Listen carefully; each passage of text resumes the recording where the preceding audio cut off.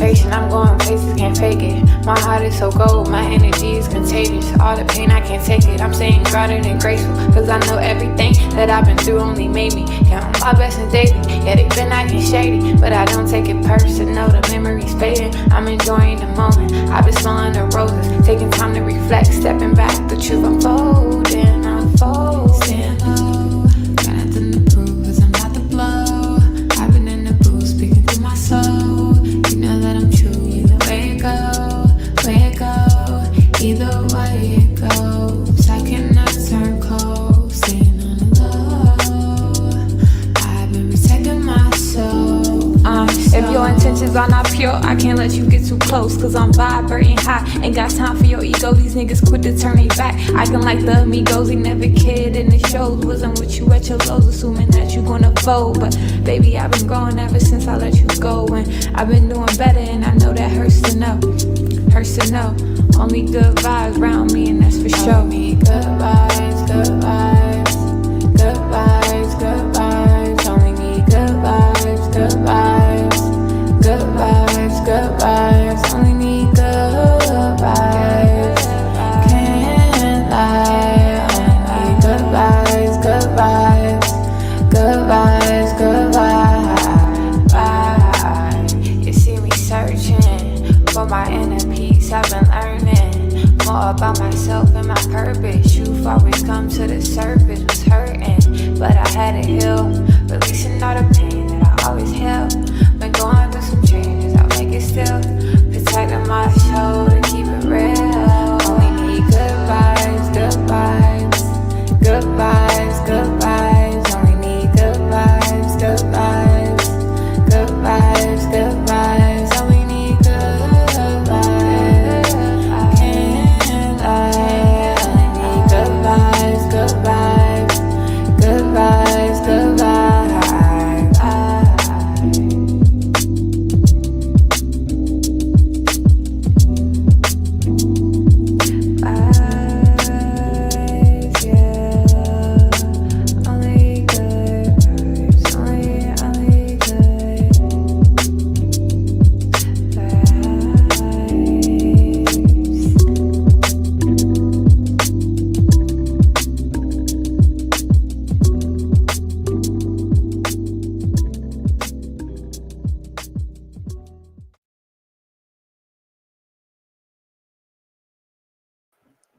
Happy Mother's Day!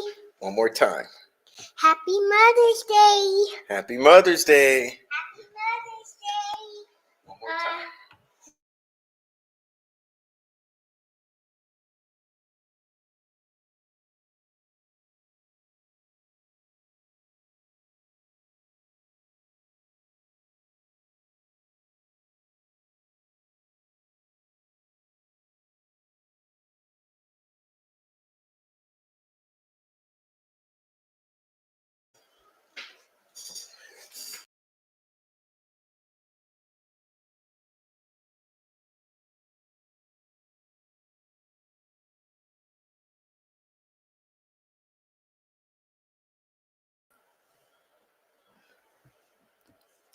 There we go. That was little Prof.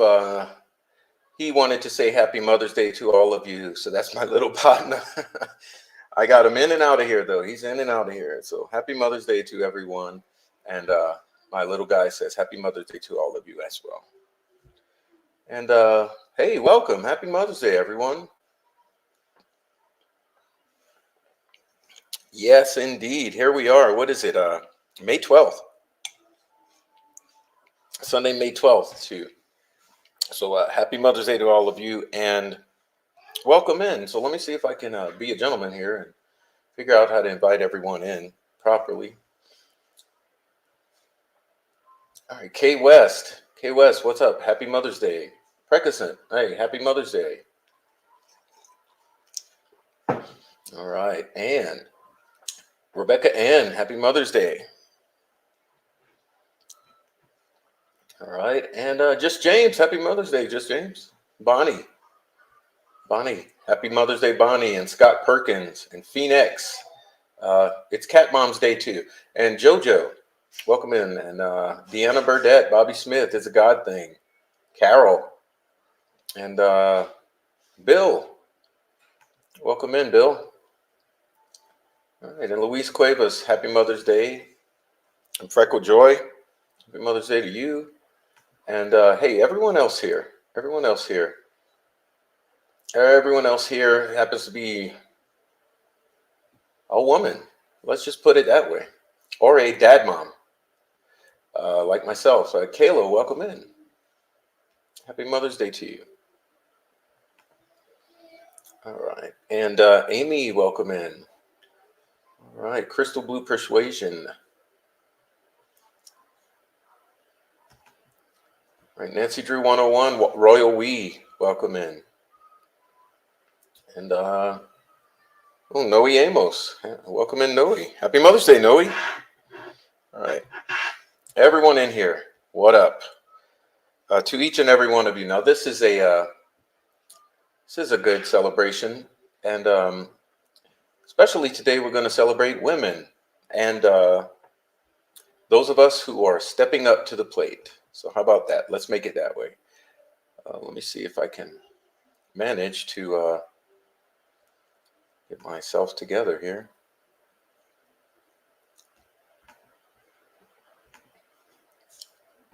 Little Prof says hello too.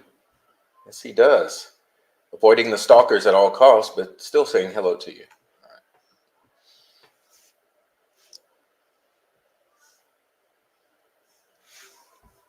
Okay, Lambert Co., welcome in.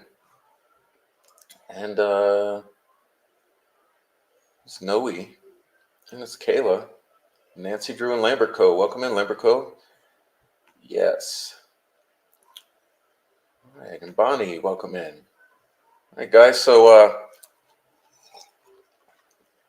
oh yeah, let me make sure I say hello to Blessings Galore. There she is. Hello, Prof, and everyone. Hello to you.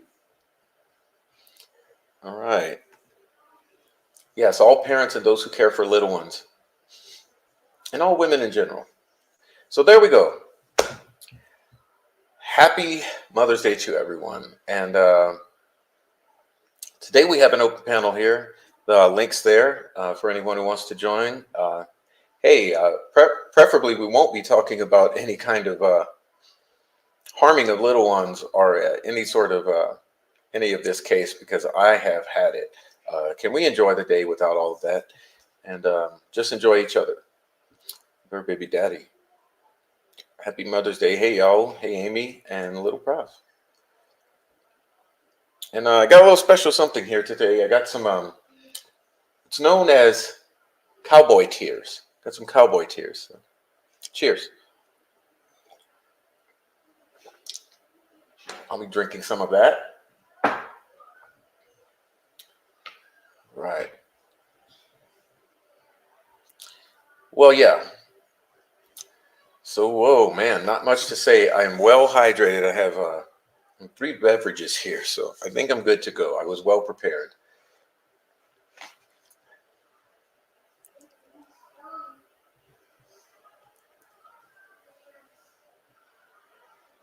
Okay.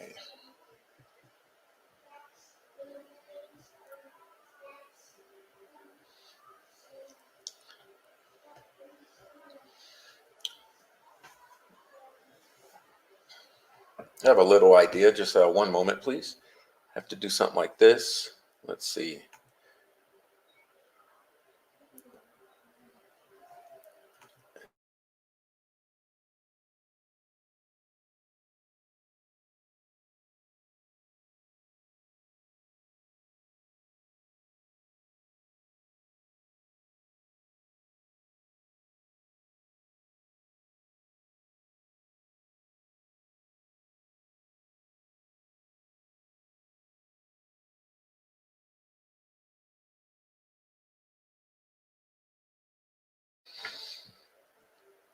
Okay, can I ask you a few questions? Mm-hmm. Okay. Well, did you have a good day today? Yeah. And do you know that today's Mother's Day? Yeah. And did you enjoy playing out with your friend today? Yep. And he closed the screen door. He closed the screen door. Yeah. Mhm. Well, all my friends are listening to you. Yep. Yeah. And so do you have any questions? Yeah. What? Can I grab the microphone? You can stand by it here, but don't grab it. It's gonna make a lot of noise if you shake it. I'm not gonna shake it if I grab it. Okay, well, how about this? Just stand right here and put your hand on it. There you go. Okay. Any other questions? Yeah. Like what?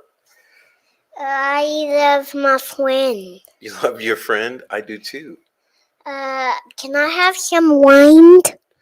No, you cannot. Okay, anything else? I don't know. Okay. Well,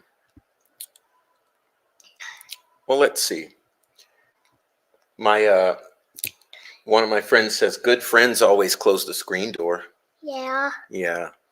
And can I have some sour wine? No, you cannot have some. I want to drink a little bit. Well, hold on. Right now we're talking.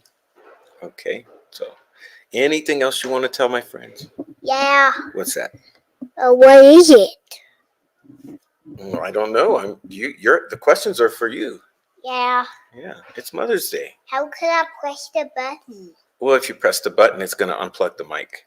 Mm-hmm. Yeah, so, I don't see any big questions. Someone says, "You sound so sweet." How could I press the button and unplug the mic? Well, if you do that, no one will be able to hear us. Mm-hmm. I want them to hear us now. So, anything else? How could I put it up? Well, if you put it up, no one's going to hear us. Are you done talking? Is that what you're saying? No. I have a question. Someone has a question here. What is your favorite book? I have a lot of books. Yes, but which one's your favorite? Do you have a favorite? Yeah. Which one? I have a drawing pad. It's my favorite for reading. Oh, the drawing pad is your favorite? So it's not really a book, but it's kind of like a book. You like drawing more than anything? Yeah. Well, that's a great answer.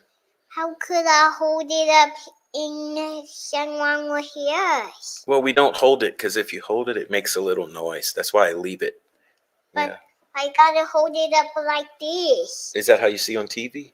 Yeah. Yeah. Well, you want to tell everyone Happy Mother's Day again? And Yeah. goodbye? Yeah. Okay. Well, they just love hearing from you. Happy Mother's Day. Okay, and I love you. I don't want to say bye. You don't want to. Okay. What else do you want to say? Let me think. I want to say Kate. I want to tell Kate. You want to tell your friend you love him? I gotta tell Kate I ate the Lunchable. Oh, you ate a Lunchable? Well, he's not here. He's not watching now, but maybe he'll watch later. Kate, Okay. I ate a Lunchable. You ate a Lunchable. Okay. There's a last Lunchable in the fridge. Yeah, you'll get it tomorrow. Okay, we'll say bye now. But I don't want to. Okay, well, one more thing so we can move on. I will have a Lunchable tomorrow. Good. Everyone's happy and proud for you. Yeah. And Kate shared my Wheatie and I shared his chocolate crunch. Oh, he shared your receipt and you shared the chocolate crunch? Mm-hmm. Ooh, okay. And someone said, do you love your dogs and give them hugs and kisses? I love a red Kit Kat. Oh, you love Kit Kats? How about the dog? Yeah. You don't love our dog? Okay. I do love dogs. Okay. Yeah. Me too. And Miss Kayla loves them too. She loves them the most. Yeah. Okay. Well, look, I have to go now. Okay, we have to go. But I don't want I know.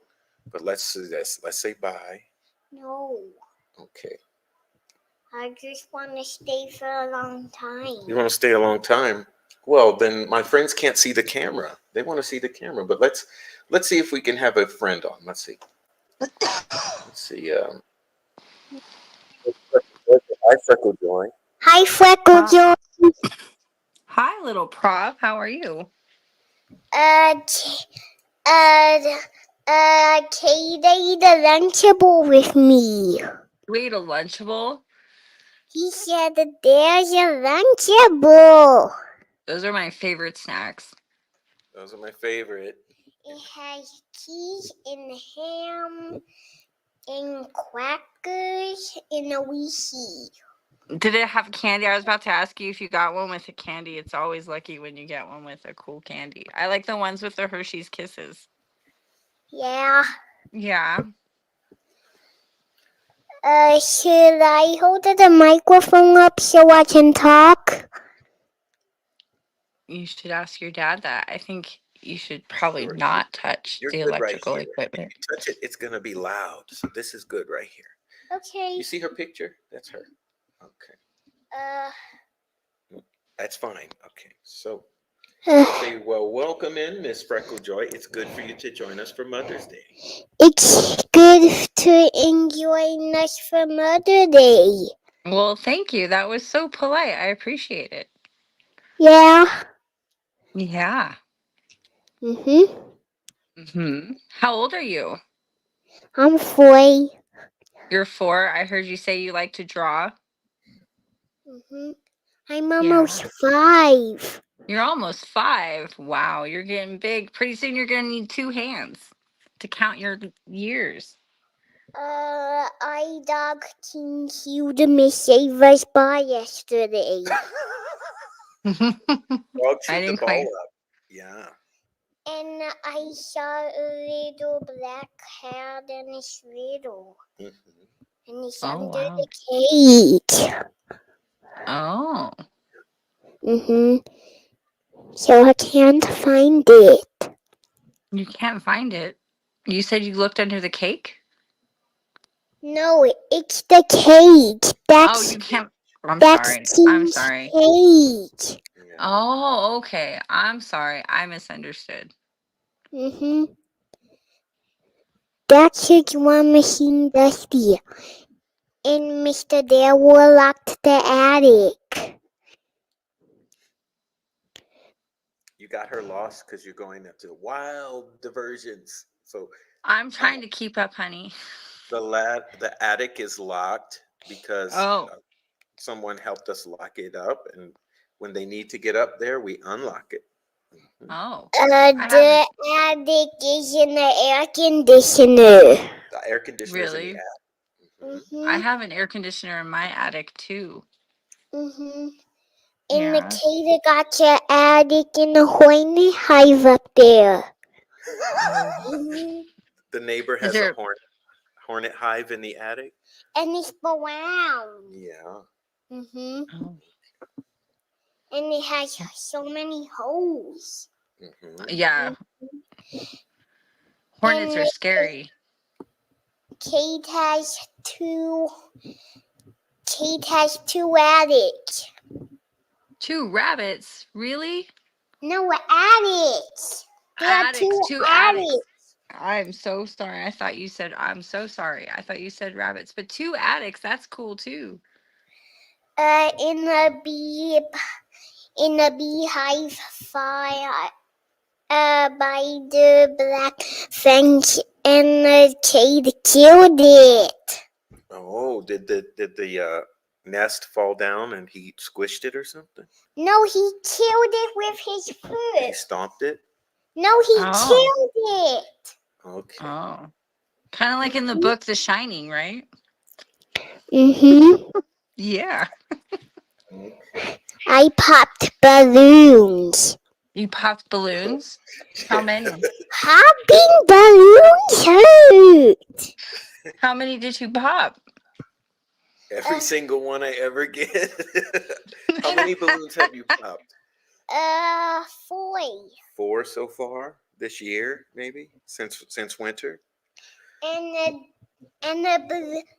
the balloon shop was closed yesterday and busy yesterday. Oh, because for Mother's Day, that's why we couldn't get one yesterday because there was a line for Mother's Day. Oh yeah. Okay. Yeah. So that's a drum machine. But guess what? Lots of mommies got balloons. That's what that means. Yep. I didn't get balloons. I got other things, so I'm okay. We need a lot of balloons for a party. It's for a lot of balloons for a birthday party. When's your birthday party? Yeah, when is it? Oh, say that is confidential information because of the predators. Oh, I'm sorry. On the YouTube. I forgot. I forgot there'd be crazy people. Well, hold on. Miss Sandy says one more thing. Okay, Miss Sandy says that's what we're trying to do. Pop red balloons. Pop red balloons. We want to pop all 100 of them. Yeah. So, well, tell Miss Frecklejoy bye so you can go play and we can talk grown-up talk. Okay. Bye. It was very nice meeting you. You sound like a very smart little boy. I hope you read lots of books.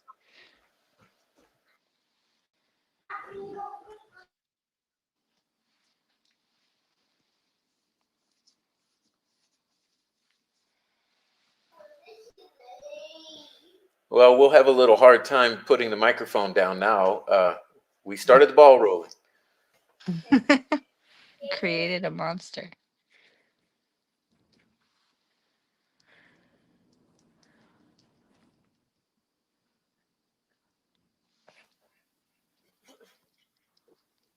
Well, welcome in, Frecklejoy. Long time no see. Yes, it's been a minute.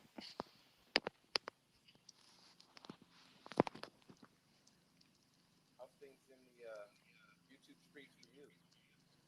They're good. I can't hear you. Oh, there we go. I had the mic. Okay, off. Now, how's things in the YouTube street for you? Dude, Hoosier Cold Cases this morning, that was epic. I was listening to it in my earbud at Costco, and I like scared people with how loud I laughed. When he said shut the fuck up, you crazy bitch, I was dead. Well, I'm glad he's opening up because inevitably people are going to see what we've been dealing with because people have no fucking clue. And I've been beating this drum for a year now and people still don't really understand. Well, if this is his villain era, I am here for it.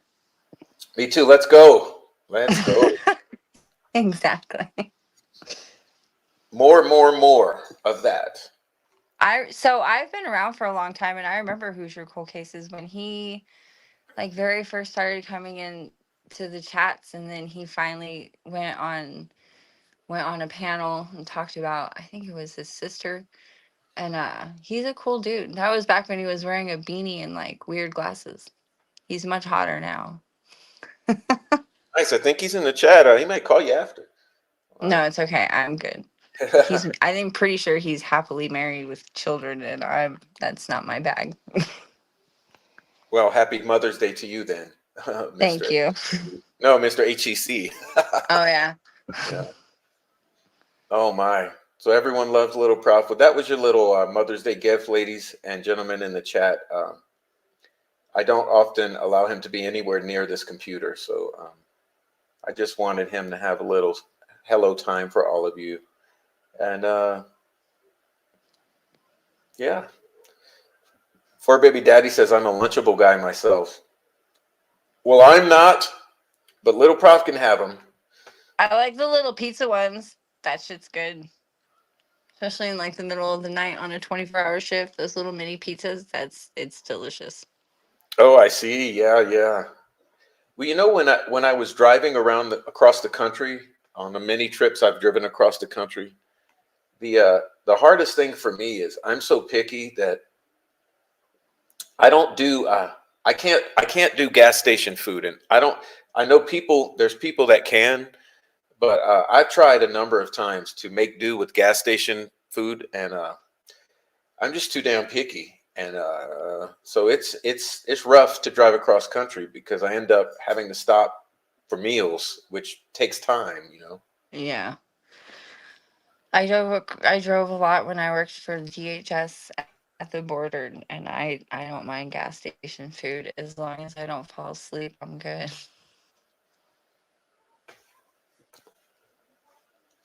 Oh man. So now you know the one things I will do at a gas station is those little Starbucks espresso hot shots, whatever they're called. I forget what they're called. They're like little bitty cans.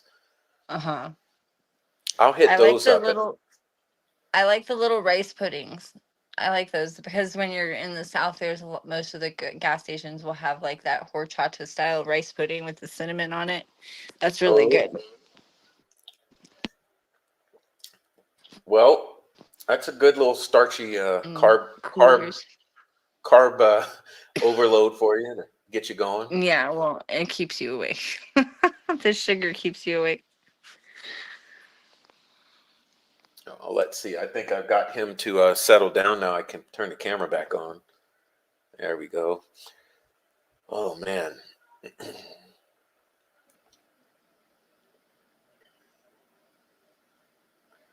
My son lived in Florida. When he came home, hooked on gator meat bites. Well, what the hell is that? Is that Those are like cat good. food, but it's gator? Let me It's see. really good. It's like super tender. They're good.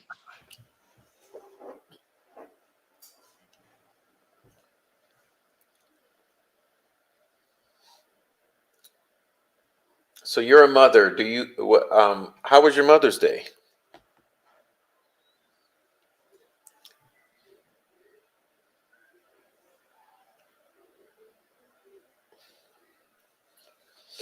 In Oops, maybe Korea, we in lost you Korea for a and second. Japan.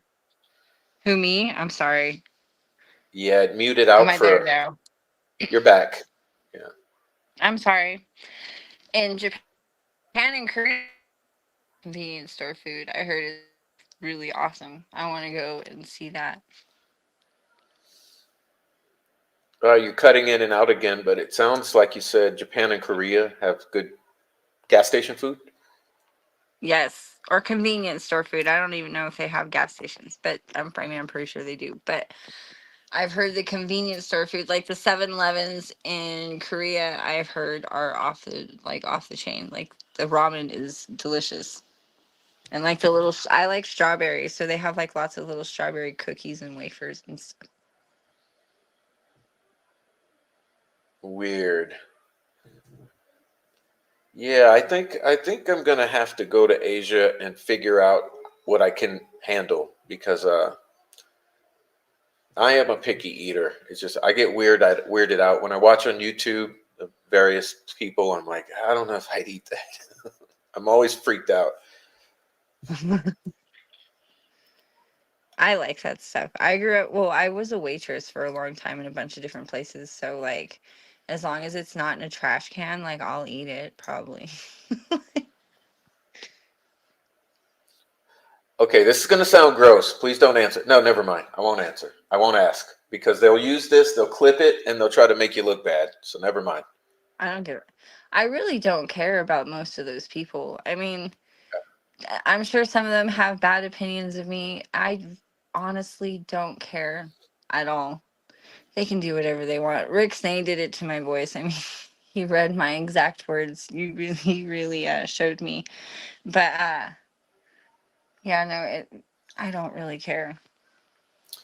Yeah, well, that wasn't him doing it. I know who was doing it, and they were giving it to him. So they do it, and they feed it to him to use. But they did it to me, too. They took a letter, and they copied my voice using that They software. didn't even copy my voice. They didn't have a voice to copy.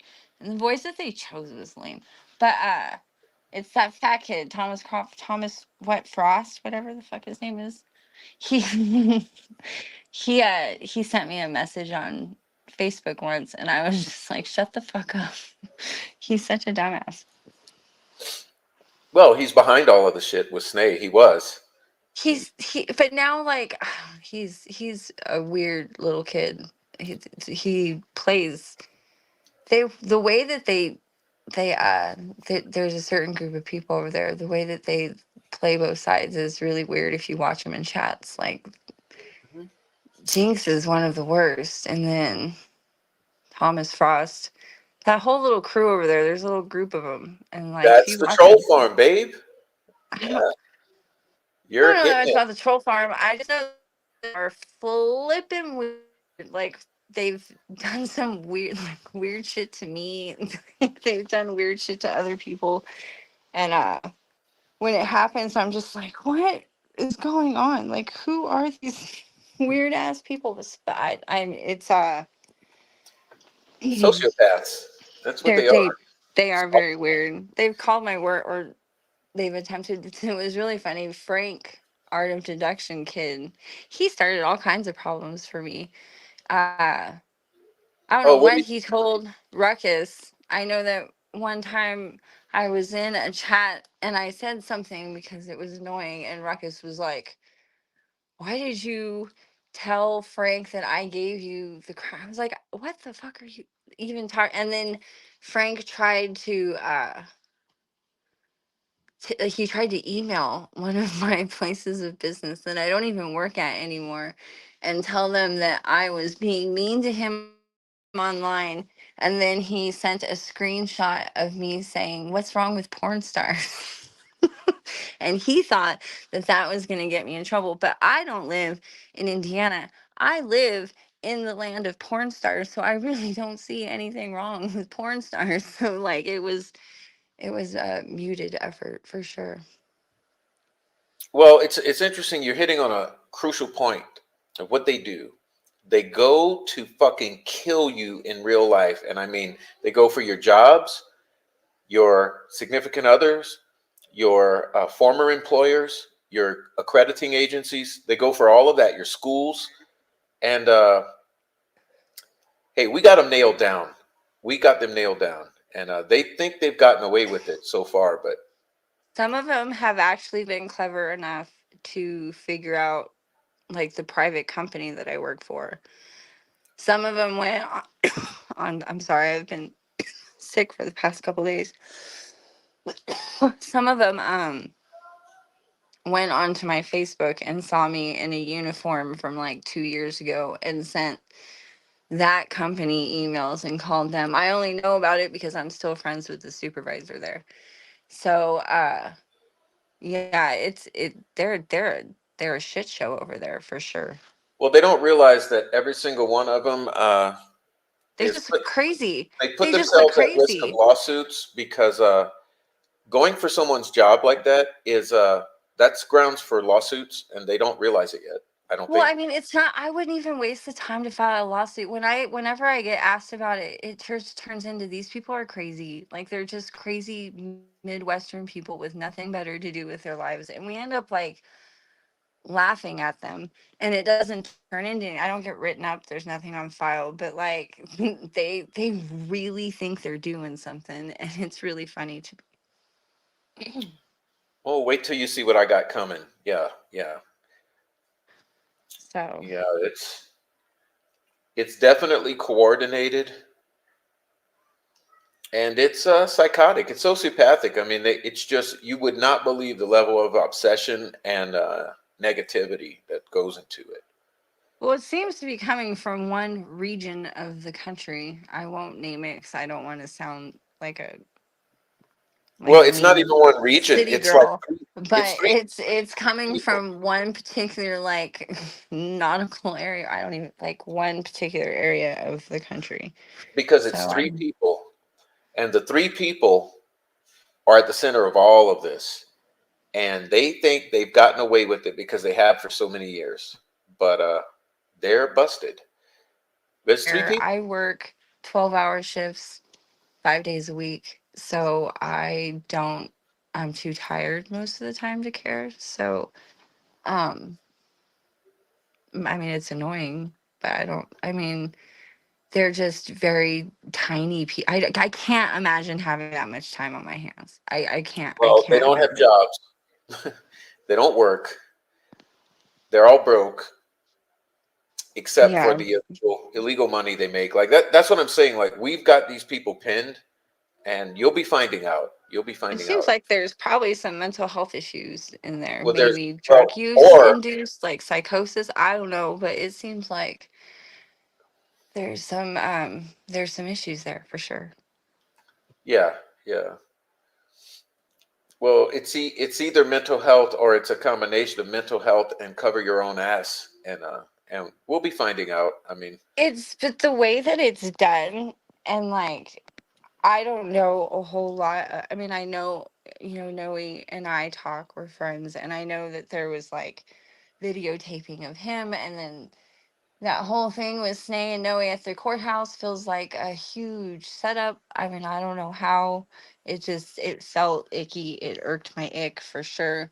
Uh, just Jinx and that one like fat kid Chris whatever sitting in a car like with tinted windows like filming people. That's like well, these are abnormal for look. sure. These look. The bottom line is this. Okay, I'm willing to say this. These are the people who's behind it all, and they got a rude awakening coming because a lot has been documented that they have no clue, and the shit's coming to an end. I mean, they have just thrived on this for years, and shit's coming to an end. I don't know those people, and I don't know if they're the ones doing it. Most of it's over. Like I haven't like had anybody do anything in a long time. There was a period of time when I very first came back to work when I left the country that it was that shit got intense, but it's I mean it's over now. But and I don't know who did it. I don't care who did it. I mean, I have my suspicions, but I really don't. I'm not accusing anybody, but it was stupid for a minute for sure.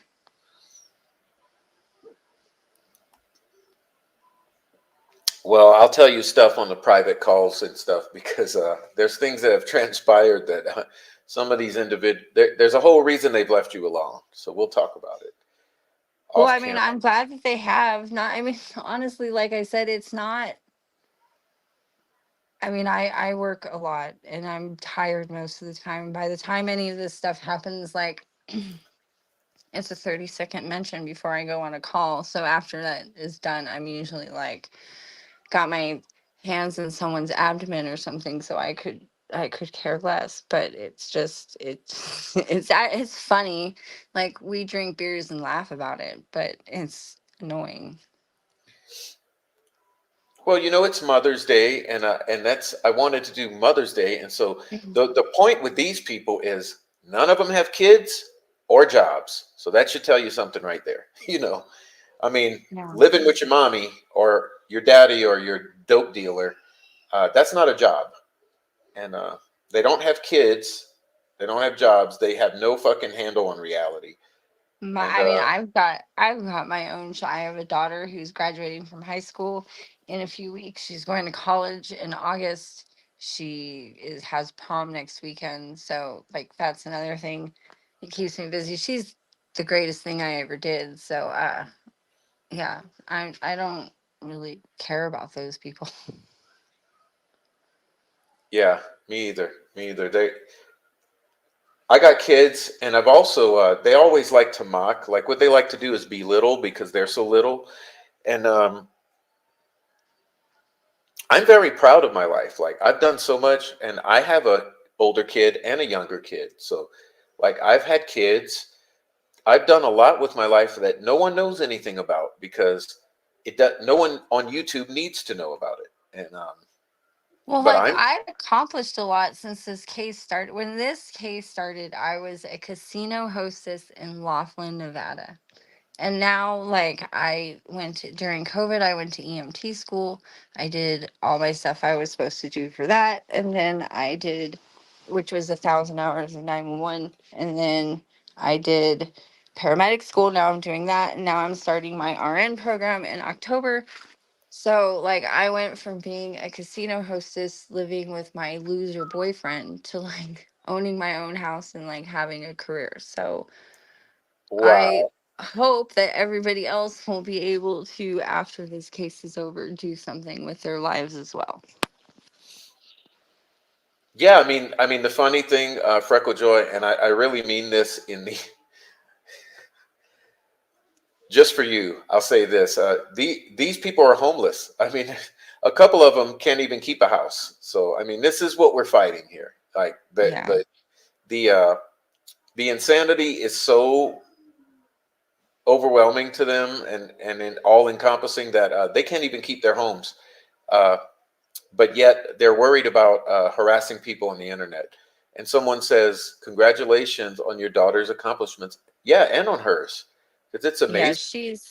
she's amazing. She has been going since she was in like the 5th grade. She's been in a GATE program and she went to a charter magnet high school and she went to a humanities magnet and she is majoring in communications. She is the best thing that ever happened to me. I am the luckiest mother in the whole world. And she's absolutely drop dead gorgeous too. So That's a good one. That's a good one. What's up, Noe? Noe's coming on in. Hey, Noe. Uh, Good evening, Prof. Uh, Good evening and happy Mother's Day, Freckle Joy. hey Noe. I Um, started listening a few minutes ago, and it seems like when I'm driving, I can't join the studio. And I get home, it works perfectly fine. So, Noe. uh huh. I was listening to Violent Femmes the other day and you need to learn some Violent Femmes. You would be really good at performing Violent Femmes. Oh, Have oh, you heard of them? no. They're a 90s like alternative grunge band. Let me They're try. they sing that one song. Do you remember that song Blister in the Sun? I probably do. I mean, I listened to a lot of music in the '90s. That and Social Distortion. What's the name of the band? It's Violent Femmes, FEMMES. There's a song what the fuck is it? I forgot what it was, but I know the name of the here. Hold on, I have it on my Yeah, if you text me or put it on that, you know, text phone, you know, and I'll look at it. I'll look at that. I'm gonna play a couple little, uh, one in Richmond, Indiana, and another one in Pierceton, Indiana, which is by Warsaw. And uh-huh. I'm working on my sets. And I have a private little event that I've been doing here in Wabash, and I'm going to do a different set there, but In Richmond, Indiana, it's gonna be all. It's got to be all originals. I have vacation time coming up that I have to use or I'm going to lose it. I was thinking about renting a car and driving across the country. Yeah, I'm going to obviously stop in Indiana. I'm not telling anybody about it, but I'll probably stop in Indiana. well, I didn't drive across the country but last week I was on the road and it was so therapeutic, man. I hadn't made a long trip since 20. I think 21 was the last time I drove a lengthy. I like driving in the country. I don't. I mean, or flying, but I'm not too excited about traveling abroad. I The most I've done traveling abroad is like Mexico, Central America, When I and worked on the border, I went across the border all the time because, like, some of the border patrol stations that I was stationed at were like the town that they were in were like there was nothing there. But for some reason, there was like a really big, like, Ojinaga. I worked at the Ojinaga border, and that's at Presidio, Texas. There's nothing in Presidio, but there's like a town of like 30, 40,000 on the other side. So what is they have grocery what stores and state on the other side? What state? Texas.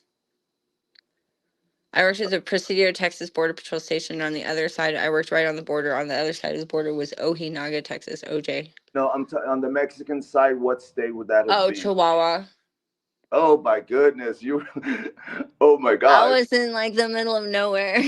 No, not in the middle of nowhere. You're like in the middle of Of like nowhere. You should have seen the poor detainees that they brought in. They were so messed up. oh, crazy. I mean, all those states, Tamaulipas, which is the one across my I home. worked I worked right by the hunt, like there was that one Supreme Court justice who died. What was his name? Like Oh yeah, Alito or something. I forget his name, but was this a long time ago? not a long, long time ago. Well, for Yeah, me, like maybe like 10 years ago, he was the one who was friends with Ruth Bader Ginsburg, and he went hunting at some like exclusive hunting lodge, and died like in his sleep, supposedly with a pillow over his face. But I thought you were talking I about worked right by there. the politicians that they shot. Scalia. Is it Scalia? Scalia. Yes, yes, yes. Yes. Yeah, him. So Have yeah, I worked right by there. gone you gone south towards like on the Texas side, further down south to like South Texas, like Laredo? No, so I didn't. I did go through when I was in Presidio, I was in the Big Bend sector. So Yeah. I stayed in that sector and then stayed more towards like the Van Horn, Texas, over to like Sierra Blanca, Uh-huh. uh, like Tucson, New Mexico. I didn't really go much into like Del Rio. I went to Eagle No, Pass. Obviously, everybody has to go to Eagle Pass, but that was like as far east as I got. yeah, I got family down there who work for the same for Homeland Security. I'm It worries me. It's my first niece, and she has been with Homeland Security for a minute. Yeah, and she works down there, and she fights the traffickers and worries me because she's tiny, But boy, she loved that place. I Dining. what I it is scary, but like when I was there, I worked full time for like a year and a half, but now I still have a security clearance and I'm still like an employee, but I only do PRN like as needed, so I have to fill like 3 shifts at the San Ysidro border every like 3 months or something. Sometimes I do more because it pays really fucking good, but but My, I know my niece is doing well because she owns 3 Chargers. yeah, She, it's she a said, good job. You make a lot, and they have per diem, and they pay for your hotel, they pay for travel, and they pay you way more for your wear and tear than like pay me so much more for gas than right. I ever actually used. And I would like give them my miles and give them like my route and everything I did and like my receipts, and they'd be like, "Oh, you get this much money." And I'd be like, "Wait, why would you give me that much money?" But they call it like wear and tear on the car, like whatever. So I was just like, I was making a lot of money there. But you live in hotels and Mm. you're on the road constantly, and you're safe. I've never felt safer. Like, you're surrounded by federal agents and border patrol and, DHS police officers. So Yeah, I never felt unsafe. my But niece with I U.S. felt, and most of the people are not, like, some of them are scary, Uh-huh. obviously. Most of them aren't. Like, most of them are just people just looking for a better life. And they're, I mean, obviously they're breaking the law, and it's very clear to them that they're breaking the law when they do it. But I know they're just mainly nice little kids that are coming Yeah, here escaping like drugs and poverty, gangs, and like poverty, their and families are being threatened. Yeah. they're escaping poverty, violence, and a lot of they're just trying. There's unemployment all up in, and not just Mexico. I'm talking about the whole, all Well, the way no, like the whole sense, like Guatemala, Guatemala, Honduras, El Nicaragua, Salvador. El Salvador. Yeah. El Salvador and Guatemala, big time. Yeah, Honduras. my niece, When I my was working in San Diego, because of the Sonora cartel, mm, there was a lot of Chinese immigrants. There was one detainment center that I worked in where there was one night we had more Chinese aliens in there than we had anything else. And I was just like, what is going, like, where's China? my What's going does on? my niece works with U.S. Customs, so Yeah. she's inspecting shit coming in, like and human trafficking. So I inspect the not people in coming a in to make medical sure that they're not carrying any communicable diseases into the country, right. like lice, scabies, tuberculosis, skin diseases. They get a lot of injuries when they're coming across, a lot of foot, leg injuries, a lot of hands, heat, exhaustion, dehydration. So we treat all of that before they're released for their court date. So, But yeah. these road trips, I it's been years. Like I said, I was so privileged last week, and I did a very nice little round. And so if you do enjoy it, because I'd rather drive.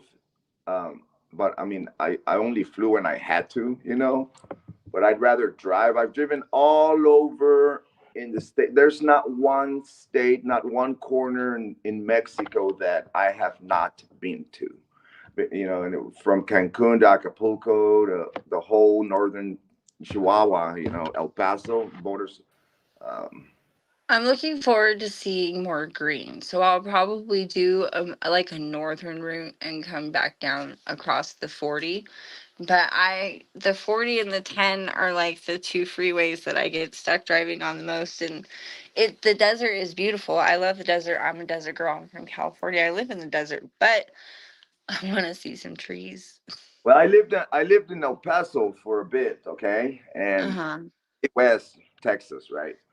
And right at the edge of the desert there. And one thing I didn't like about the desert was the desert storms. Every freaking Yeah. clock, freaking desert storm, and everybody got to go run and hide in the room or something. Uh, but it was pretty, in the morning, Yeah. the sun, The colors are really the pretty. The colors, purples and the sunset, pinks. sunset more than Yeah. on that side of the country. Um, Kentucky is beautiful, except when you get to Radcliffe, Kentucky. Radcliffe, Kentucky is ugly. There's nothing. It's just a strip of It's a trash ass town. Trash ass town. ugly, horrible, It's uh, trash. only. It's kind of like Beech Grove and Bloomington. Yeah, Trash ass. Oh, and Carmel. Oh yeah, but but trash. but but Oh, Bowling and I Green, heard Lafayette, Carmel was Lafayette. nice. Bowling Green, and Pikeville, Plainsville, those areas, especially more towards Pikeville, it's gorgeous, Kentucky. Yeah. I do want to see Delphi. However, I don't think that I will. I don't, it's kind of a little scary. I might drive. I think there's a highway. I might drive on the Hoosier Heartland Highway, include it in my road trip somehow, and like look at the Freedom Bridge as I pass under it. But I don't think I'll be stopping. Why not? It's just No, right there. just go As soon in. as you're under the bridge, there's a road that takes you to Delphi, and all you gotta do is loop around, and you're at the main head trail. Yeah, just No, my no, advice: don't tell any. no. Just go. Just don't tell a soul because you will be stalked by a fat ass with a drone. That's what I'm saying. These people Uh, are scary, dude. If I I do go, if I do stop, it'll be because no one knows that I'm there. right. Because Then that place is scary. hear me, and if you're around and you need some company, I would meet you there. I would rather sit in a lawn chair I'm on 35. like Florence and Normandy on payday at midnight than I'm even up drive through Delphi, 30 Indiana. from Freedom Bridge. I'm like right there, 24 Hoosier Highway, and boom, and I'm there at the Freedom Bridge, like 36 minutes from my house. Yeah, I don't know. I might drive through. I might include the Hoosier Heartland Highway somehow into a road trip, but I don't know if I would. Well, you said you travel mostly 10 and 40. 40 be you incorporate that route when you're on 40, and I work. think I might want to try to take 70 though, because it goes through Colorado and it goes like right through the Rockies through like Telluride and Vail, and like I can stop and like there's like a Hey, candy, hey, there's a wait, heart. wait, wait, wait, wait. Stop and see Prof. Stop and see Prof. Where do you live, Prof? I'm not I'm telling, but sorry. I I'm forgot. in. I will Hey, look, send it in hey, the group chat. you're if you're coming through, the Rockies. Let's put it that way. If you're coming through, I'm right here. I'm right here. Yeah, Yeah, you I just think, and then there's Kansas, and apparently, like, my people come from Kansas. My white German people side comes from Kansas, so I was thinking about driving through Kansas. My daughter did that ancestry thing, and apparently everybody came straight from Europe to Kansas. I don't know why they did that, but I'm gonna go see Kansas. Kansas. I got good friends in Kansas, in I drove through Kansas once. Wichita, Kansas. No, I drove through on the 70, so I Oh, wait, don't. Oh so my God, that's a horrible drive. I mean, I hated the Kansas portion of driving the most. It's I got just pulled over so once stressed for out. going like 67 and a 65 in a like construction zone, and the cop And was there's like a a couple dick. speed traps. Yeah, you know what I really learned to watch Google because people constantly update the speed traps, Is and that Google or is that Waze? I was watching Google, I believe, or it may Google. have been Apple, but it was my maps, just a basic apps map on the phone, and I clicked the like "Watch out for the speed trap" button, Oh, and okay. sure enough, they were accurate. They were They pretty were. accurate. Yeah. I don't mind cops. Like I mean, back in the day, like they would have scared me. Now I don't care. But that cop pulled me out of the car and searched my car. But the way that he searched it, I could have been like trafficking 2 pounds of cocaine and he wouldn't have known. Like he just kind of lifted some shit up and was like, okay. He even said, you have a license plate from California and we have people that bring drugs through this area on this freeway. And I was just like, do I look like I'm trafficking drugs? But he searched me. But like I said, the way that when I was standing there watching him search my car, I was like, I could have had anything in that car.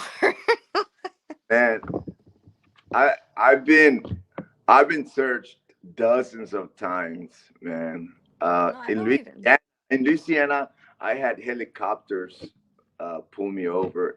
It was a whole like they a squad of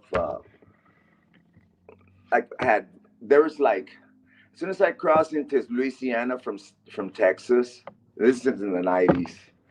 Um, there was like four state troopers lined up, and they as soon as I passed them, they got behind me, and I was like, "Oh shit!" Right? And I mean, I was loaded. I was super loaded, and then but I had not noticed them. What I noticed was this fucking helicopter flying real low and shining the light on me. And then I looked behind it. It was horrible, man. It was like, And let me tell you, the idiots didn't find it. They were all over my panel. I was driving a van. They're looking in the panels and shit, and on the floor, around the body of the vehicle. I had everything in the dashboard, right in front by all the electronic parts and shit. Well, I mean, I didn't do it. Somebody did it for me, and I just got in the The, truck and the van and drove. But that was the scariest for me during my the career in that business. the worst I've ever done was hid a joint in my bra at Venice Boardwalk. Oh God. I don't trust that because I don't have bra and I don't wear bras. I And just remember we were gonna light it, like we were like off the boardwalk. There's these little hills right on the way to the skate park, and there was like all kinds of people sitting there, and you could smell weed in the air. And I was like gonna light it, and right when I was gonna light it, like those cops were doing like a walkthrough, and I just remember I like put it, like looked down, put it in my bra, and looked back up, and was like, "What's up, officer?" But now it's legal. You can do it anywhere now. Like California is in a constant. but not in our state though, okay? So if Oh, well, you it's legal as hell here. You drive like hey, you there's some walk anywhere, it smells like weed now. yeah, there's some people commenting if you want to peek in their prof and address some like Fort Pitts it's traveled quite a bit and I don't know, it's your show, but I ain't got shit to say. Y'all are more interesting at the moment. um So what was I was gonna say, Louisiana, right? When you're going into Louisiana, mhm. I know those roads well. There's always traps on both sides of the state on I-10. So when you're coming in by the Texas border, Lake Charles, Lake you're Charles. gonna you're gonna Oh, I don't immediately usually meet. go that far east. I'm a Yeah, you're I'm a gonna meet West the Coast girl. troopers. And when you're on that other side of Louisiana, entering Mississippi, there's traps right there, right before you get to Mississippi. And Baton Rouge is one of the most corrupt. It's the equivalent of Delphi. It's like the most corrupt fucking city in Louisiana. So you go through Baton Rouge, you better be clean AF because That that's where Barry Seal was from. Have you who's heard of that? Barry Seal was a trafficker. He used to sell planes out of Baton Rouge, and he started selling planes to like foreigners, and ended up meeting some Colombia. I'm talking about '70s, maybe '60s, '70s, and he went. He was like the biggest trafficker who started the whole thing with the Colombian cartel. And Barry Seal would fly all the way down there and used his business to like smuggle a lot of shit in the 60s and 70s. They killed him. He turned out to they busted him was what happened, and he turned informant. That fucking dude, bro, flew to the um to the White House on his Cessna, and he started working with the feds. And anyway, he's from Baton Rouge. He's got it's an awesome. You watch a movie called Double Cross if you ever have a chance. It tells you the whole story. Um, I would go to Delphi to see Radar. Radar, I would totally go to Delphi to see you. Me That is the too. homie right. That is the homie right there. So yeah, I would totally go to that Delphi was to that see a, Radar. was that She a I'd is the hang comment? out homie with for you. sure. I'd hang out with you, Radar. You're one of the only ones. Are you replying to a comment, Yeah, Freckles? I'm so sorry. I didn't. I squirrel. I'm sorry. I Fine. saw your I comment. was checking out the chat with the chat. I'm Yeah, sorry. but Radar, you know what? I take that back. I would roll into Delphi to see Radar for sure. She's the homie. I fuck with her for sure. Awesome. Hey, Prof. Talking about I-10 and there, the Louisiana, Lake Charles. Are you familiar with the swamp there? Correct me if I mispronounce it, but it's called the Atchafalaya Swamp. Yeah, I grew up in there. I grew up in the boats in there. Yeah. Okay, so I'm very familiar with that area as well. That that bridge, that bridge Longest. Longest bridge in the world, one of them. It's 24 miles, I believe, or 28, 20, whatever it is. About, Okay, that bridge starts right at the Sabine River and it goes into Lake Charles, pretty much. It's a long stretch over well, no, that's another long stretch, though. Yeah. Okay, well, that bridge. I don't know if you heard a song that I composed in the '90s called "Bridges." Yeah, I have. Okay, there's Kirsty made a little video for it. That I wrote that song while on a Greyhound on that bridge in Oh. '96, I think, or '7. I was a Greyhound princess when I was younger. I was a wild child when I got out of the military. Really? And Greyhound was how I rolled. I was a Greyhound princess for sure. Yeah.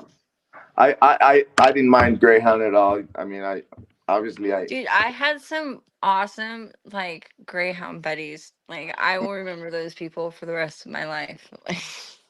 Oh, I used Greyhound. I used for my business, what I was into in the '90s. It was Greyhound. Sometimes I drive personal vehicles, UPS, Federal Express, United States Postal Service, and the airline we used was Southwest. Oh.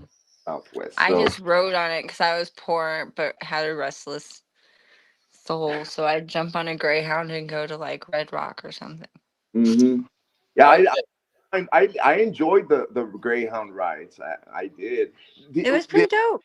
I You know, mean, it's I uncomfortable, I but you get used enjoyed to them it. when the buses were empty, like almost just 10 or 15 people. But when they Yeah, were I always like to sit in the middle because I don't want to sit by the bathroom, but I like it. It gets uncomfortable after like the second day. And sometimes those stops, like stopping, when you leave from LA, no matter how far you're going, you have a huge layover in Phoenix, no matter where you're coming from. So that's always annoying. Like I could be there already. But besides that, it was cool. Dr. is saying the causeway. I wonder what he's talking about, but he's obviously That's the name of that's one of the bridges. okay. I figured. Hmm I Hi, met some Percocet. famous people on the Greyhound and the. See, I spent over 1,000 hours on the Amtrak because I'd spent a lot of time on Amtrak because I would go between two major cities, and I spent some time on Greyhound traveling, and I met some famous people. It's amazing who you'll meet on those shitty ass systems. You know? You see, the Amtrak is the only or few whatever source of transportation that I am not familiar with. I would love to, bro. I would love to do a train trips one day. Like from New York to Chicago or something like that. I know I've always when I used to live up north in which up north here in Indiana in Goshen, they have the Amtrak there out of Elkhart, and I always I planned a trip to get on the trolley bus in downtown Goshen to Elkhart, and then in Elkhart board the Amtrak and head to Chicago. But I didn't want to do it alone, right? So I invite people from work, or let's go in a group, right? And we'll go for the day and party, then come back to Goshen. But it never worked out, so I haven't been on an Amtrak, excuse me. That's an experience I'd like to, I'd ride the Amtrak Surfliner to Santa Barbara sometimes, but that's about it. But that's only like a 2-hour ride. Elkhart from Chicago is only just about, it's under 2 hours. Do you want to know a really interesting fact that someone told me about the Monon High Bridge and like the train that went over it? Mhm. So I don't know if you guys know about like how the Klan in Indiana got taken down. DC Stevenson raped and like killed some girl that like Madge Yeah, Oberholzer that's a well-known story. I mean, yeah, on that's that train ride. on that The train train. that train ride that they went on went over the Monon High Bridge. Really? Yeah, Yeah. that's where you raped her. Yeah. Yeah. Allegedly. I feel That train ride from where she was from to Hammond, I think is was where they ended up ultimately going in Chicago. That train um went over the Monon High Bridge. They had a Delphi stop, and they had a Pittsburgh stop, which is right next to Delphi. Mm-hmm. I always thought that was I wasn't the aware. stories that His, about that place too are crazy. If you go through and read all the old like Carroll County comets, like um, people there handle things very differently than they do here. That Amon Green guy that got lynched. mm-hmm. Now that I kind of heard of since I got involved with the Delphi. They. So it was a missing daughter, and the father was like really pushing it and like wanted to know where his daughter was. Supposedly she was in Texas, and the one guy I guess knew who she was, and like he said that he didn't, and said she was in Texas but she married someone else. So if he didn't run away with her, why did he help get her away? And then if you look into that family that that girl was in, the sister ended up getting in trouble for like later, like I think 10 years later, for having a baby and Mhm. then killing it. And her brothers helped her do it. They took it into a river and drowned it. So, like, that family had some problems. I think it probably was incest based on like just the vibes of it. So, yeah. I don't doubt it. Yeah, I think that he was probably raping the one daughter, and so this green dude like escaped her to Texas and she married someone else, and then the daughter probably got pregnant by one of her. That's a lot of assumption on my Well, part, it's but funny you it mention that. just That's how a it lot of just the trolls got here. A lot of the trolls got here because of incest and. It's true. Yeah, I agree with you, Prof. well, if you look at the statistics of like the population, uh, so since like the town like became like quote unquote booming, however big booming 2,300 people can be, but it's consistently stayed the same population. Like there's been very little growth bursts, little like some growth declines, but it's the same people, the same families, the same names over and over again. There's no way some of those people are not inbred. Well, Like you got to look at the statistically, it's not possible. Frosts, the Huddlestons, the I Patties. don't know anything about those. I don't, and I don't. I like the Patties. I mean, I like Becky Patty, and I like Tara German. I Oh, know that that's where we people don't totally agree. disagree. Totally. I know. That's where we disagree. But I have always adored I Becky, would so I I don't want to rather, bash her. man. You ain't got to go very far. I mean, there's no She way. does love her family very much. Like she loves the hell out of her family, and she would That doesn't literally mean they die aren't for her lying. children. If they're lying, they're lying. Why would you lie over kids' murders? It doesn't make sense. I don't know. I don't know. I don't know. I I don't know how to answer any of those on questions. that. I'm not there. I reserve my comments on that family. But the only thing I can say is that at some point I did talk to Carrie. She's not a Patty. I love Carrie, and I think Anna is dope as hell. That bitch has got spunk. She is spicy, and I'm here for it. Like I love her, Awesome. but And I love Becky. She loves her kids. Like some maybe a little bit too much. I don't But know. there's Maybe. there's never an excuse for lies. Never. I mean, Sorry. sometimes a mother will lie for her children. Sorry, it's never an excuse. I just cannot I'm a put no, up with mother. since I would lie for my children in a heartbeat, so I can't. when the I can't. activity is so sinister, I mean, I can understand people want to keep it in the family, so I can see that, but I I always don't. comment, and if the whatever went down, which is so sinister, and it's so close to the locals and the whatever involved, I can see, okay, well, I will say that there are,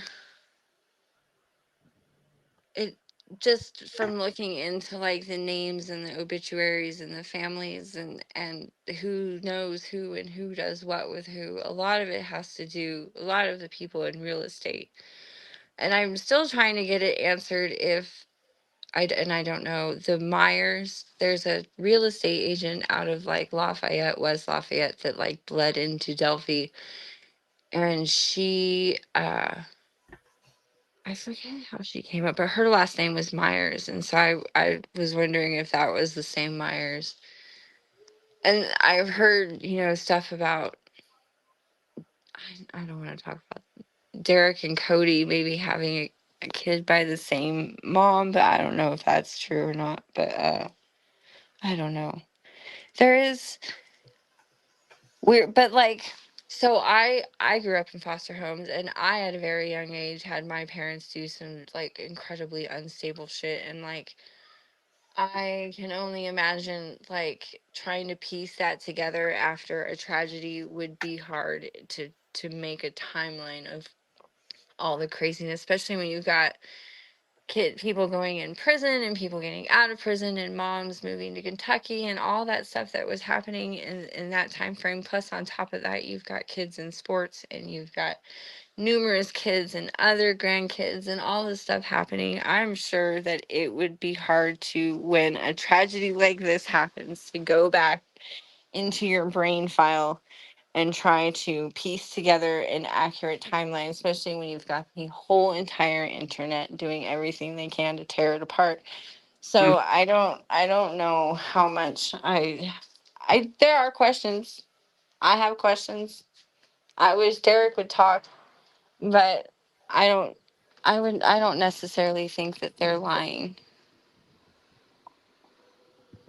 There's an interesting comment here by Pitts, and he says, "You can't love Becky if you love Carrie." So obviously there's something there, Shut the fuck up. and obviously there's something there. So I do, and the I will say that from the story that I heard about Cody and the adoption and like the way the mother was coerced based on Julie Melvin, like I don't even think that's legal. But I mean, I don't know. I don't know. I wasn't there.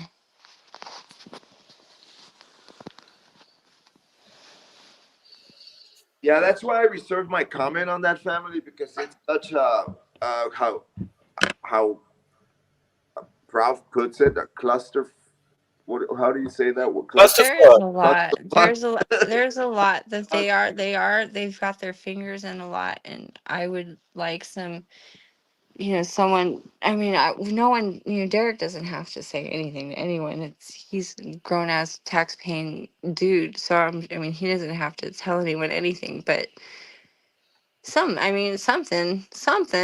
would you be don't pay nice. But taxes on hundreds of thousands of dollars of meth sales. You just oh, don't. I don't know. And like also, I just remember one time, uh, Becky was asked about Derek's charges, and she said he was just making meth for him and some of his friends and around town. And I was like, "Oh, Well, there's sweetie, a cover up you right don't there. steal an entire tanker full That's a, of he said for that. to make some meth for you and your friends around town." Okay, look, Freckle, Joe. That if she said that, okay, if she said that to you, that's a cover No, up. not to me. She Oh, said that I have. Oh, I am not Frank Meister. I didn't talk to Becky, so okay. I think that that's just from what I've seen in the public.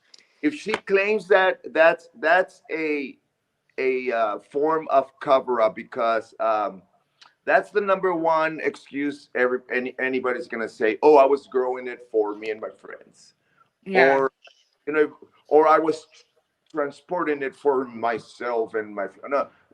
if you're fucking in the business, you're in the business. You're there for profit. Period. No and ifs or buts. So this, oh, it was just cooking for this or cooking for that one. No, no. That's where the cover up begins. Right there. Yeah. I mean, This yeah, fucking I don't know. my son made a bad choice. He got into the business. He got caught up hustling with the shit. Got caught. Told on My one. dad, You Derek is my age. and it's like me. I was a former fucking trafficker. I got busted big time. My I ain't got. dad went to prison I'll for tell trafficking. people so that people don't have to go around telling my story. It's my story. I get to tell it. Yeah. Not Well, my dad went to prison for trafficking when I was a little girl, and that's the reason why I was put in foster homes. And like, I would have loved if I had a a mother like Becky come rescue me. But everybody makes mistakes. Maybe yeah. his were a little bit more severe than other people's, and whether or not that costed him the life of his child, we have yet to see. I don't know. I don't have enough information, but it's suspicious for sure. Well, this is just where we're all gonna agree to disagree because obviously I am totally suspicious and unpleased with the Patty family. I mean, I'm not ever gonna fucking lie just to get along. But hey, the thing about it is here we can all get along without having to agree on Yeah. every fucking detail Well, because, yeah, that's the like, thing is and like I don't know much. I know that my opinion of Becky and everything is based on my gut and when I see, and I like the chick. She's I like her. I like her. She loves her family. She's a strong woman. She's, in my view, behaved way more elegantly than I ever would if I was in her position. So I I mean, honestly think she's a victim. She's a victim, I mean, she's a you know, victim for sure. For sure, but they're all. I it mean, doesn't yeah. excuse like there's like I just think there's levels to the shit. And it's like you can be a victim and still be like a problem. So I it's would just lie for my child, so I can't. If she has lied, if I can't even say that I blame her for that because I would lie for my daughter every day of the week, fucking 15 times on Sunday, like trust and believe. Like so, I can't say that like I even hold that against her if she yeah. has lied. I wouldn't. I mean, I'm an asshole though. I am an asshole. Like if like my son commits crimes, I'm going with law enforcement. I don't give a No, fuck. I'm fine. I believe like in justice. I'm just like, hey, hey man, if you fucked up, that's you, bro. It's you. It's like I'll support you on the other side of it, but that's just me. I mean, what I'm trying to point towards is like the thing that I think we can all agree on is there's a deeper problem than Becky Patty, and that is for me, it's what has gone on since these crimes on the internet, and I've been trying to pound it into people's brains for a year now, is mm-hmm. that there's something happening There's around this definitely case. something weird. Yeah, and it involves trolls on the internet and creators on the internet, and they're in one accord, and there's criminal activity. I mean, there is cyber stalking happening, and it's a federal crime, it's a state crime, and you got to ask yourself, what the fuck are they trying to do? That's the problem with Delphi. It's not the killers, it's not the law enforcement. It's like the first thing has to be addressed is what the fuck is going on social media with people trying to control things on social media about Delphi murders. And my theory is that has to be dealt with and recognized before anything goes higher. Because you can't deal with the law enforcement and not deal with understanding why are these people doing this. Because these people are doing this for a reason. This isn't just a fucking coincidence in my Yeah. mind. Like when you see the extent to which they do things. Yeah. It's crazy how in this case, you got you got what they call the pro prosecution and against pro Richard Allen, whatever, and I've never heard such thing in any other, even And profile. and And why does someone have to choose a side? Why can't two things be true at the is that same weird? time?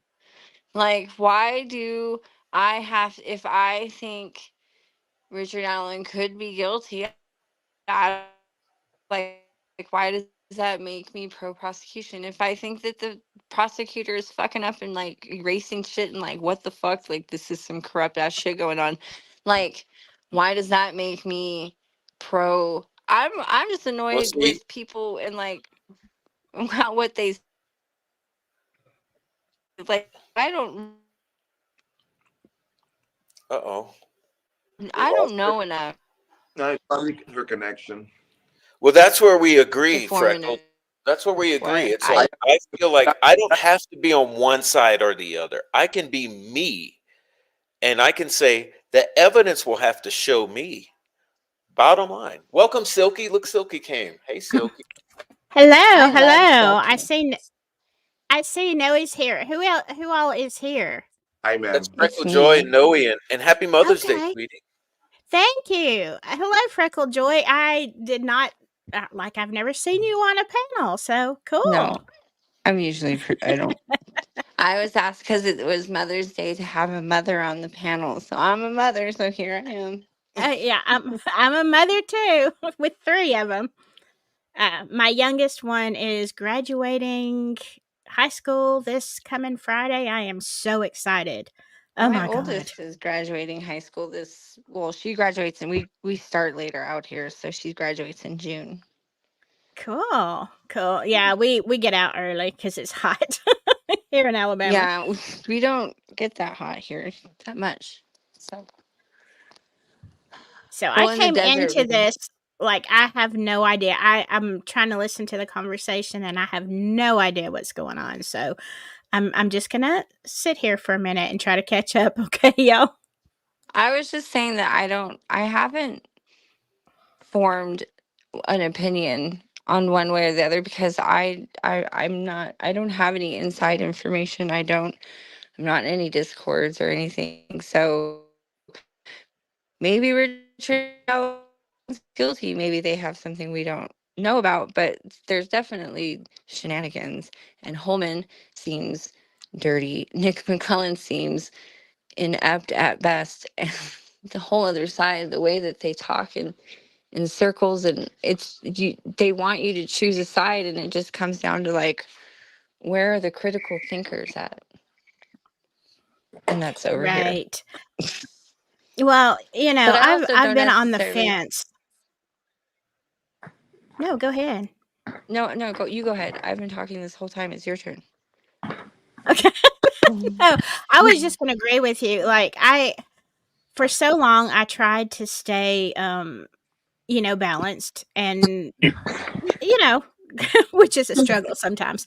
But yeah, I was trying to stay balanced, saying if they have the evidence, I'm willing to hear it. I'm going to be open-minded, but the more, and I think so many, even other creators that have been really, really against Richard Allen, so many people are beginning to question and even change their opinions because of the shenanigans.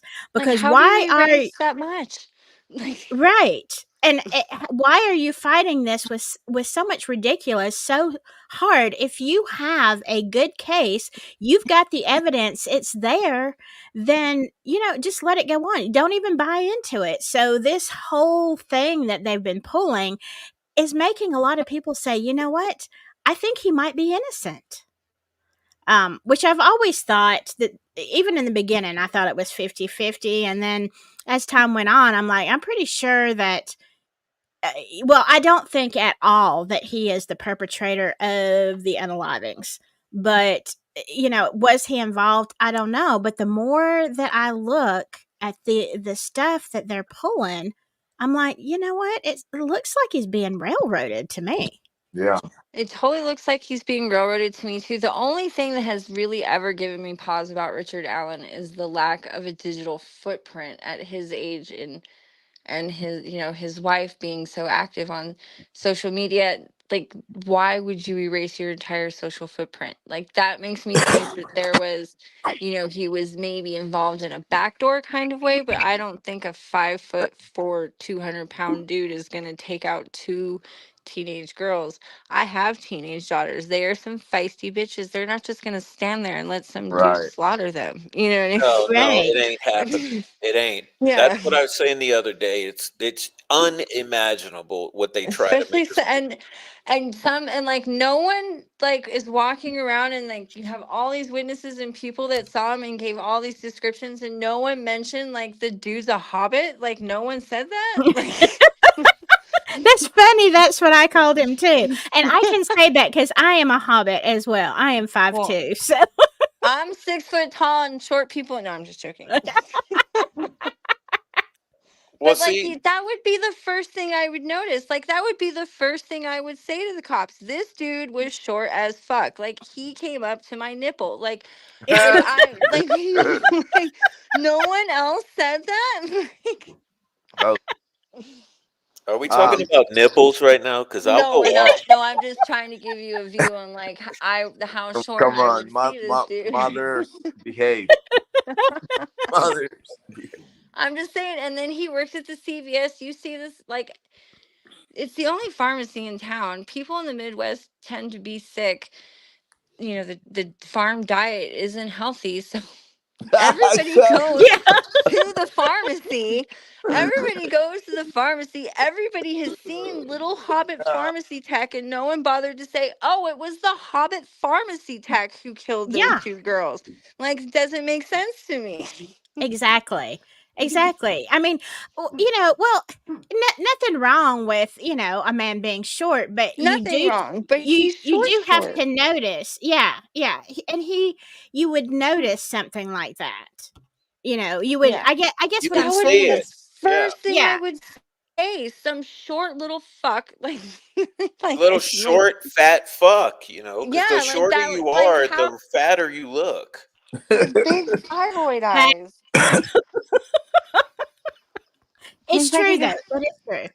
Uh Yeah, and so, I mean, you would say, yeah, that in other words, he would stand out, whereas Yeah, just his face, his clothes, he looks like anybody in Indiana, but but his yeah, height would set him apart. but he somehow slid into the background, and this like pharmacy tech tricked like the FBI And no to one noticed him for to, 7 years, for 6 years. 7 years. Like, it just doesn't make any sense. It doesn't make any Well, sense. Right. yeah, I think I think like after his arrest and stuff, they're a couple months into his being in custody. I think the way he was, I know that a lot of people say that he's being tortured and stuff, but I think the way he acted in custody I while in custody was kind of shady to me, and not so much the confessions, but more because like I've been in custody and I've been in his conditions. Now I've never been charged for the same charge he has, so I don't know what that does to you psychologically, right? But Right. being in the condition he's being housed in, it's like in prison term, it's like you're at the Hyatt. I mean, you yeah. got your own room. You don't have to deal with another fucker in your room. You know, you get everything brought to you. You get taken out to go shower, clean. You get taken Well, out to walk around and watch TV, and then you go back to your room. And the next hour, the next person next to you goes out, and you get to interact through the window. So it, it's to me it's a more comfortable living condition what in about in a this prison suicide buddy thing? Is that real, Noe? what is In that? those, the suicide buddy thing, is that real? That sounds Okay, absolutely now asinine to now me. that is a Westville thing, and I had never heard of it, and I think it's very weird that they do that. That is weird, and like I Especially don't even being an understand. inmate. Yeah, and now I assume that it would be a trustee doing this. You got your every prison or jail, etc., has a classification system, right? And there's inmates who reach a level of trust, and they become, like, they help in the prison, like, they get the better jobs, like being a bit librarian, or being a clerk in the office section of the prison. That's what it sounds to me, that this program had to be like trustees, inmates who have been, like, there and have very good behavior to get those type of jobs or positions. But it's not just a regular inmate, dude, from general population, from the fucking, the dirty white boys, or, gang member. This has got to be an inmate that is earned a trustee position. But I still find it weird that in the settings that I've been, I had never heard of such thing. Never heard of it. That note. No, A even huge history in the Department of Corrections at all, but I've never heard of that. yeah. Well, I mean, I don't work at DOC because I work for the county. And I mean, we have similar situations with people are in PC and all that. And no, I've thought about it because I watch the inmates so much. I'm like, if I were going to be an inmate, and I mean, it's not off the table with my temper. I know y'all don't see that because I don't show it online, but it's like Mhm. I know. But I've thought, would I rather be an ISO or in, just in there with one other person, or would I rather be in Gen Pop? Because I, I think it depends on his state of mind and any kind of pre-existing mental conditions. If he Correct. was prone to depression or something like that, he might get Well, very look I back, am. bad. look back at just look back at what kind of person he was. There's not very much, footage of him, but there you see him in the bars interacting and dancing, or Yeah. but like, when you go when you're in there, the psychological impact that the place, walking in, and from the intake to when you're like, reality hits, you're in a fucking box, uh Hmm. it does something. And like I said, like, he's being charged with a double homicide, so I don't know what it did to him, but one thing I know, that, like, me personally, having experienced what they call the 23 in, 1 hour, 1 hour out, I Hmm. never had issue with it. I mean, gosh, I would draw for hours, and, like, just go on my own. I worked out in there. I read the Bible. I mean, you have It would be everything. hard on someone. I mean, he lived a pretty soft life. He had Hmm. his wife Yeah. and his daughter. He was, he had one kid. He's used to quiet. He's the man of the house. There's two women in that house. He's the man. He's probably used to things going his way. So I'm sure losing all control and having that many people around you and it being loud and Yeah, people are huge, and just knowing people think that I killed two little girls. Like, people think that I butchered two little girls in the woods. Like, yeah, they hate me. yeah, You know what I Hmm. mean? They want to kill me. yeah. And he's got Odin guards filming him. And then when you tell one Odin guard he's not allowed to wear his patch, and so the motherfucker shows up with a tattoo, like, that would scare the shit out of me. Like, I what mean, the? and some guards can be really bad, like, mean and bad, and Oh yeah, yeah. they they they just, that power, they're on power Hmm. trips. They may not have a bad day at home. Yeah. And then Hmm. some just are straight up corrupt. They'll bring Yeah. drugs in or this and make money. Right. Yeah, so I can see a lot of variables here that may have caused them to weird out. But, like, I'm like, dude, if you're innocent, shit, fucking be To healthy, me, be aware. start right. I mean, hit every fucking TV station. Hit, make a big old fuss. Not act crazy I and think eat he's shit. probably I think he's probably saying some shit, obviously, but if he had anything that was concrete, I fucking did this. This is how it went down. Nick McClellan would be there in a second, like calling in lawyers. Like if Nick McClellan had something to use, he would use it. It's unbelievable to me that he's basing his case off of bullet striations. Mm-hmm. Yeah, because Yeah. yeah, right.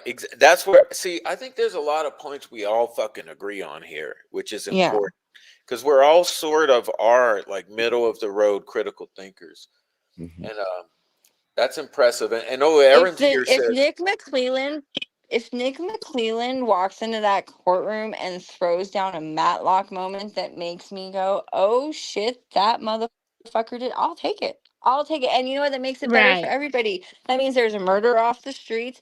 The Patties and everybody get their justice. That would be great. If Nick McClellan can do that, hooray, let's throw the dude a fucking parade. But it doesn't look like he can do that. They're like, and it doesn't Mm-mm. look like their police department is competent enough to have been able to solve this crime. And now had some election and the bodies, everybody's bodies were going to get unburied. Mullins having a relationship with Anna Downham, and like she ends up dead in Dale McCurdy's like bathtub in a fire, like right down the road from Florida. Like it's weird. And I think a lot of the meaning of Richard Allen is because there is a huge not wanting the feds anywhere near this. And like if it's the Vinlanders and it's white nationalists that have strings and tentacles in Ohio, then that's the feds all day long. So it's red funny. flags as fuck, as I like to say. Mm-hmm. Yeah. Let me read some comments because Erin here says she's contributing to Noe. She says solitary confinement when you got pre-existing fucking depression is rough. With that plus different meds every day, not being allowed your showers or your outside time, and the fucking psycho Odinist jeering at you, threatening you, and remember their early reports? They were screaming all night, "We're gonna kill you, motherfucker, you child killer." That's normal. I mean, not Um, normal, but and well, yeah, I wouldn't say that's Odin's. That's just every prison child and killer Noe goes to. Precascent says, "Remember, Richard was in solitary for months. Westville looks to have a history of bad mental health treatment to specific guards." And yeah, meaning the Odins, and he seemed to be doing it better at Wabash. He is doing better. Yeah. And Mm-hmm. there was another one. Better. Aaron said, "Gin, I'll take gin pop any fucking day. Being able to bullshit with people was the only way I got through 9 months." And I would agree. I mean, look, for me, I'm the type of guy. A day or a week would drive me fucking insane. I would get triggered because I mean, being in a cage, it don't suit the prof. It's Yeah. See, I'm with Noe on that one. I'm because I am very much a loner. Um, in a lot of ways, I don't get bored. I entertain the crap out of myself. I really Yeah. do. Yeah, what helped me a lot was like when I got into the drawing portraits, and that just was my therapy, man. I could, Mm-hmm. and when I was in general pop, or most recently when I was in Miami County, because it was in general pop, but it was protective custody, so I was around 20 people at least. um it was harder to concentrate, and then you gotta listen to their bullshit. You gotta see dudes grabbing their nipples and playing around like idiots. Oh yeah, Like yeah. Uh-huh. it's so I said, fuck this. And you know what? hey no, I Yeah. hey Noe, would you please, just so everyone can get their laughter as a Mother's Day gift, can you just real 2 minute version of the Keegan Klein and the nipple pinching and all that shit and the Oh hair my pulling? god, Just man. tell a funny story. Come on. All What right. happened? Who's pinching whose I'll nipple? tell you guys a funny story real quick. Okay, so we were playing this game with a beanbag that I put together. Okay, It was basically crushed ramen noodles and inside a sock, and I sewed the sock together. So made it into a beanbag. I cut the end of the sock, so it was a little square. Mm-hmm. So we started playing like tournament teams, 2 against 2, and we used the tabletops as a target. So I made it into a tournament, right? And every house or every cell, okay, every cell in the pod um, would enter the tournament, and we would play for coffee, right? So I was the organizer. I'm always into organizing something, right? I was so I would come around each cell and collect coffee, right? And when I got to Kagan's cell, he was there with his little crew, and there's my cellmate happened to be his best buddy. Well, in prison terms, his bitch, right?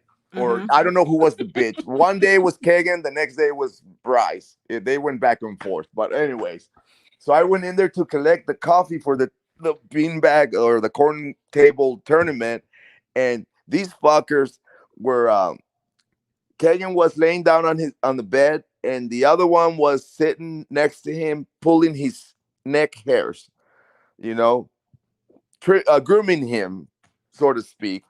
And when I walked in, I said, "Hey, you guys, I need the coffee, right?" Uh, Bryce pulled his fucking hair, one of his hairs on his neck, and Kagan went, "Ow, bitch!"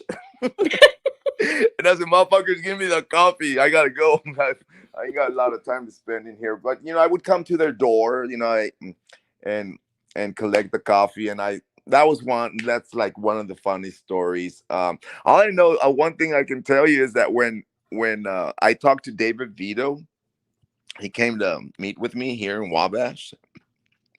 The first thing that Vito said to me was, "Are you the one who drew that cartoon of Kagan?" And I said, "Yeah." And he just started laughing. He said, "That was fucking hilarious." I mean, I was like, "I thought you were here to fucking interrogate me, dude." But anyway. Oh my gosh, that reminds me, Noe, of we have a saying because I do the medical intake, and the questions they ask are pretty invasive, Hmm. and you're like, how do you identify? Are you, Right, right. are you whatever homosexual or whatever? And they're all like, oh no, no, I like women. I'm just gay for the stay.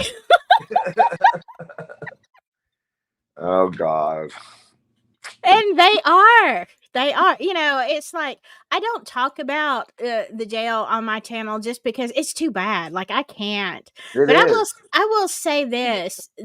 I have been quite impressed with the creativity the inmates have. I mean, just when you think you've seen it all, it's like, where did they even come up with that?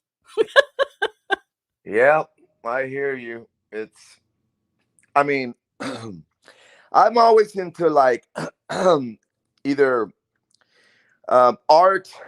Art is my hustle, and my currency is coffee. Other people would like want food, is their currency. My currency is coffee. Mm-hmm. If you got coffee, you're well in there, and I always try to keep up, stocked up on coffee. So, and my hustle would be more art or tattoos. I pick tattoos, um, and like um, to entertain myself, kind of like to get me out my mind out of the setting there. I do get involved with like the Bible studies, and I would go out to every Bible study, and anything that they came out to offer us, that or service on Sunday, I would go and join in that. But anything involving like I I hate the most is gang banging. I cannot stand gang members. Mm-hmm. I'm not one. And now when things started to get uh becoming an issue with me in my county, that was the number one problem, was that I was having problems with gang members, and And when it, oh gosh, sorry about the train, guys, but try to run to the farthest room. And when that happens, and Silky, by working in that setting, they these people, they don't respect, and they're, as a group, Mm-hmm. they will tear something up. I mean, they will tear you apart. And Yeah. so for me to stay away from that, I would always, during the intake specifically, I'd always tell them, if you put me in a room and I spot the first dirty white boy, I'm just gonna, uh, it's gonna be a fight immediately. So I am at war with the dirty white boys, and nobody would ever wanna take a chance. I mean, I'm talking locally here, right? Locally in my county. Right. Right. So they know me, and they know, that just too many issues, Hey, and Noe. that's how I end up housed with Kagan. Yeah, They, hey, Noe. uh, I was going to say that. Why don't you, for the new listeners who might be tuning in, why don't you actually like very clearly explain why were you, like where you were going, like why were you with the Chomos? Because you've told me, and it's absolutely sensible, but it's, it's exactly what you were just saying. Like, would you explain it clearly for the new yeah, listener? I pretty much kind of said, I mean, without being too specific. Yeah, I had issues in my county, and my county had just lost the capacity of housing me in a small jail. Now they just built a brand new jail. They just opened it like not even a month ago. But in the old little jail, only housed 80, ran out of places to house me, and just any pod, little, it was only 4 little pods, of 10 people each, and they had like 30, 20, 20, twice the amount. So it was packed, right? And so I was being housed like wherever they could, sometimes without um, a toilet, without a drinking water, and like those are basic rights. As an inmate, you need to have you have basic rights. You have to have a place to shit, a place to shower, have some water. So they were housing me like in a gym all by myself. So because I was just having too many issues with too many, and they were mainly just gang members, the people that would, gang up, and oh, you owe me money, I and da da da, you robbed, you took shit from me in the streets. And when you meet up with these people in jail, it becomes an issue. So at some point, the sheriff had to do something, and that's when they moved me around, and I left my county under administrative segregation, uh, or not. I'm sorry, not at seg, protective custody. Okay, so when I was transferred to the facility who was gonna house me, which was Miami County, uh, my classification just followed, um, and I ended up being in the block where they housed the protective custody people. And yeah, there, you know you have your sex offenders, but it's not just sex offenders. I mean, you can be in protective custody for many, many, many reasons. Maybe because you're an elderly inmate and you would get uh, abused in a general population. An elderly inmate, or a former gang member who has a hit, could go to protective custody. A person with an OWI who has an enemy or whatever, you don't. It's not. There's so many reasons that you could go to protective custody. Right. You know, but everybody, they just kind of like say, "Oh, well, you were with sex offenders," and they label you, and then they start slandering you, then they start profiling you, and all shit goes south real quick, right? Yeah. We just had that last week. We had an inmate that, I mean, his problem is he kept getting beat up because he owed everybody store. Hmm. Okay. And And so, we had put him everywhere we could. And the very last block we, offered him is with the Chomos. And, we're like, okay, but you understand this is where you're going to be.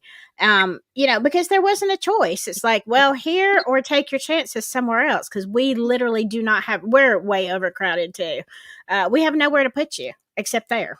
So that's where he went. Yeah, that's how it happens. It just, yeah, and They don't separate chomos at LA County Jail. You just get put in with population with what color you are. So if you're a white dude, you're a chomo, you're getting put in with Aryan Brotherhood. You well, like in Oh, gosh. you Texas, better hold your ass. in Mhm. Texas, in Texas, in order for you to go into administrative segregation or a protective custody, you have to like get whooped first. I Yeah. Mhm. remember you Yeah, I got was gonna yeah, say like once you get whooped, they'll send you to the yeah, medical unit. But when you sad, first Exactly. just get booked, sad they'll or throw you in the half Yes. general half pop. murdered, and and they'll say, oh, okay, well, yeah, you need to be protected. But if you come in with a charge, whatever the charge is, yeah, you go straight to Yeah. general I was gonna population. say Yeah, LA County bigger. Jail. I mean, I've had to do county calls all the time to take to USC jail tower, but they don't. I mean, they have a medical unit, which is where I usually have to go into when I go there. But general pop is general pop. They how they segregate people is by color, and then the Wow. Mexicans they separate them by norteños, and then I forget the other The one. south and the north, sureños Yeah, and norteños. Yeah, yeah, yeah, I know they all separate about all that. that. So I mean, that's how you get separated. But they don't care what your charges are. Yeah. Yep. Yep. Those are like big jails, big county jails, big Yeah, the cities. Twin Towers. They're Mm, trying to get it taken down. Sheriff Baca, the FBI came in and investigated LA County Sheriff and Twin Towers, and they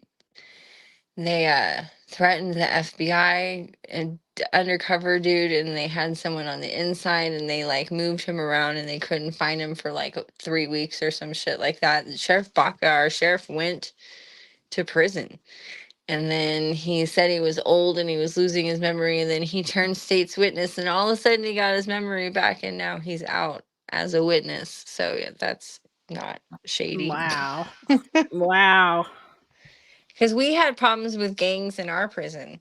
With the not prisons, we had problems with gangs in our county jails, but within the deputies, the sheriff's department itself, it was so big that they had their own little mini gangs within the sheriff's department. And the like more Hispanic geared gangs reported the more like white geared gangs to the FBI. That's why the FBI came in. And now, if you go to county jail and you look around, there are no white guards. They're all Mexican, Filipino, um, or black. Yeah, there's no white guards anymore because of. I mean, it's very. They think we're liberals out here, but everything is.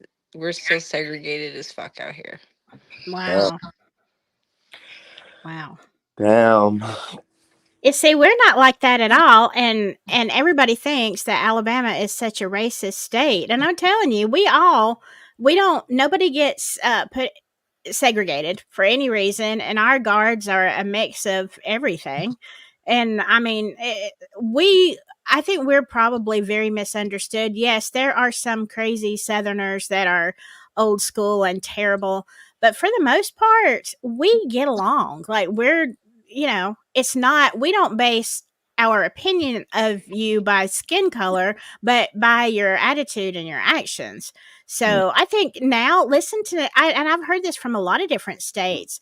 I think now Alabama is really pretty progressive comparatively with some other places. You would think California is progressive, but we try to pretend that we're liberal, and we are. We vote liberal for sure. But LA has a long history of racism. We have riots to prove it. uh, there's still places in San Diego where they're just now starting to get rid of like red lines and stuff. So we talk a big game out here in California, but when you're here and you live here and you watch the daily news and you watch, and you watch the local news, that we still have we have a huge skinhead problem here in California. Wow, A man. huge skinhead problem here in California. Gee, I can't even Yeah, well, imagine. apparently Indiana too. Oh yeah, Well, that's the Mhm. thing. I just saw Is two earlier today. I was like, those skinheads. Indiana has Oh yeah.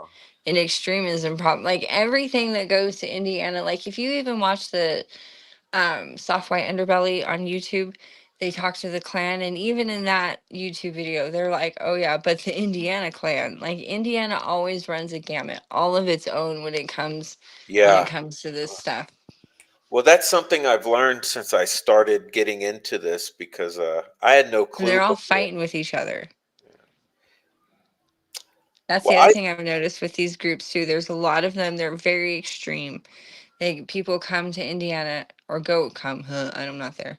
They go to Indiana and they're very extreme, and but they're all fighting with each other. Even like the Vinlanders and like the Hammerskin in Ohio, and like if you read about their history and just all of that group of people, they're all like very poor, uneducated white dudes with something to prove, and they're all fighting with each other. They're all like running for rank out there. yeah. It's really weird. Well, see, people think because I go at the biker gang so hard that I hate bikers. But one of my best fucking friends in the world is a retired, so to speak, Hell's Angel. He's an old fucker, but he ran hard until he couldn't go no more, and he's a retired artist. And Mm. You see, I hang around with a lot of bikers here in Wabash. I work with bikers, and I mean, just think about Joe's a biker. Joe's a biker, and um, some of my counselors are bikers, and further up, but they're not into the bullshit. They love their motorcycle and they love to bike with their groups, I'm and the daughter of a biker. My and, dad went to prison for and his club. now up in Goshen, when I lived in Goshen, I knew some bikers that were into the running, but they were good friends of mine and we were associates. So, I have no issues with bikers either. yeah, my issue is with child killers and fucking liars about child killers and chomos. It's like Hmm. that's where I'm at, and but I want to get myself out of it. I want to take advantage of you three being here right now because it just occurred to me while y'all were talking that we have a rare opportunity right now because you three are very knowledgeable about government and prisons. I mean, I almost want to drop off, but I wanted to ask because you three are amazing with your experiences. That I mean, in your lifetimes, let's go one at a time. Like, how many pretrial detainees have you come across in fucking prisons that you've been in and out of? I can go first on that one. And of course, I've seen a lot of pretrial detaining I've just here in the state of Indiana, I've had legal issues 6 or 7 times related with alcohol and drug possessions. And um, typically, I've never seen one for anybody go to prison as a pretrial detainee. It typically they go home when it's just not like a level 6 felony. They let you go home. It's kind of like an OR. Do you know what an OR is? Mhm. Okay. In this county, I've seen people they'll come in the jail and they'll ask you a bunch of questions, the court people, and they'll if you get granted the pre-trial, it's called a pre-trial pre-trial release. pretrial release is what it's called. And if you qualify for it, like, if you haven't been in trouble a lot and shit, they'll let you go home. I've never seen anybody. I've seen people put on 72-hour investigative hold, um and but I've never seen anybody who's awaiting a court hearing uh go to prison. Now, the sheriff of this county once told me, um when I was going through the episodes where, like, they were running out of room to house me, the sheriff of this county told me that he just didn't know where to put me, and he was working with other counties to see if they wanted to house me. And he said, and the last alternative would be I send you to safekeep at Department of Corrections, right? And he said, but the only way I can do that is if the judge signs for it. Okay. And I was like, well, I mean, whatever you got to do, but I'm tired of living this fucking. They were housing me in a booth, in a fucking visiting booth for a while, right? Um, and I was like, I got to sleep standing fucking up, dude. I mean, come on. And sure enough, they moved me to a different county as a pretrial detainee. But that was the only time I've ever heard anybody, of anybody even there being the chance of being housed in Indiana Department of Corrections as a pre-trial detainee. He said that was like the last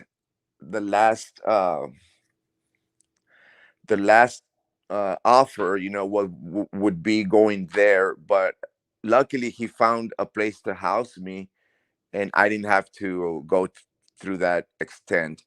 Now, he said the only way that happens is if a judge signs, signs for it, and it's called safekeeping. And if for some reason they can house you in your home county or the surrounding counties, then the next step is to house you in a Department of Corrections, uh, approved by a judge. And that's in my experience in my county.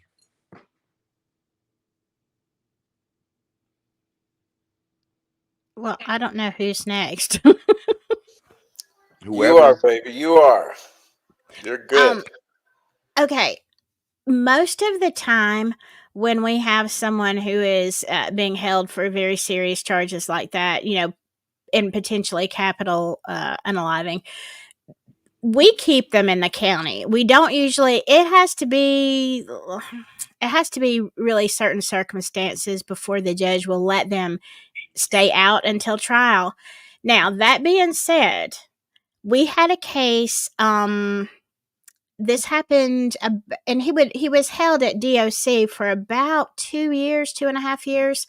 And the reason is because he had, it was just a horrific deal. And one of the victims was a 6-year-old boy who was not just unalived but tortured.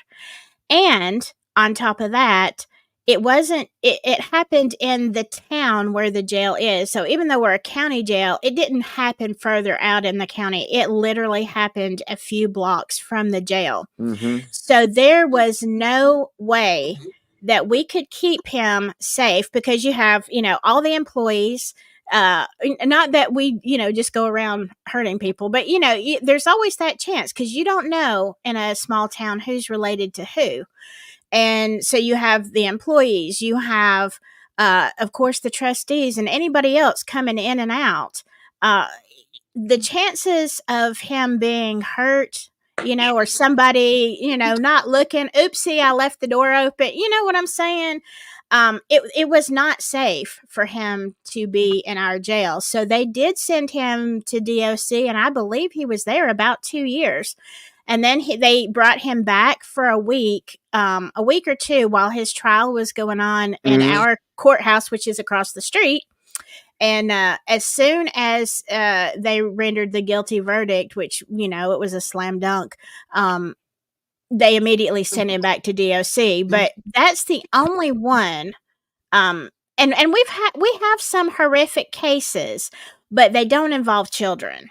Um, but that's the only DOC one that we had to send away because of the circumstances. I mean, we literally could not keep him safe. I mean, heck, I hated to walk in there myself. You know, it was just that bad. You know, it was so bad. Wow. I work in detainment centers, so it's not really my wheelhouse. But just as an American citizen who pays attention to what's going on in the world, I've never heard of it. They're not very common instances. They're not. Hmm. But I do believe, well, I do know that when you're in custody, and I know just from like guards talking and stuff, when you're in custody, the county who you're in custody that you're in custody in, they are responsible for your safety. Silky might need to help me because I don't remember the three things. Their three main duties is to keep you safe. I can't remember, but there's three things, right? Oh, be consistent, safety, and another. And when when that is not able to happen in their county for any reason, okay, they have to keep you safe, and they have to keep you safe, and that could be anywhere. It could be in another county jail. It could be at a state facility, or it could be at a federal facility, or it could Hmm. even be at a state hospital. But Yeah. their primary responsibility is to keep the inmate safe and be consistent, and uh,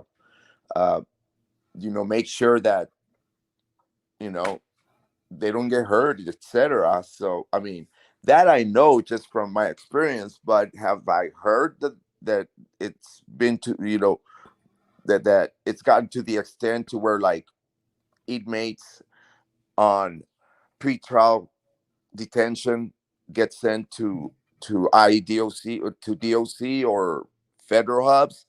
It's not very common. It's not. It's very, No. very rare.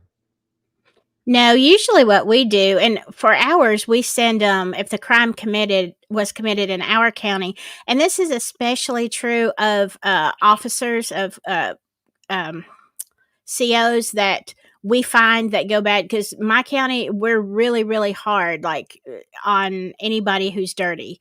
It's not like prison. Apparently, Alabama prisons are a completely different animal, but we slap everything we can on our corrections officers that are bad. But we don't house them, of course, in our facility.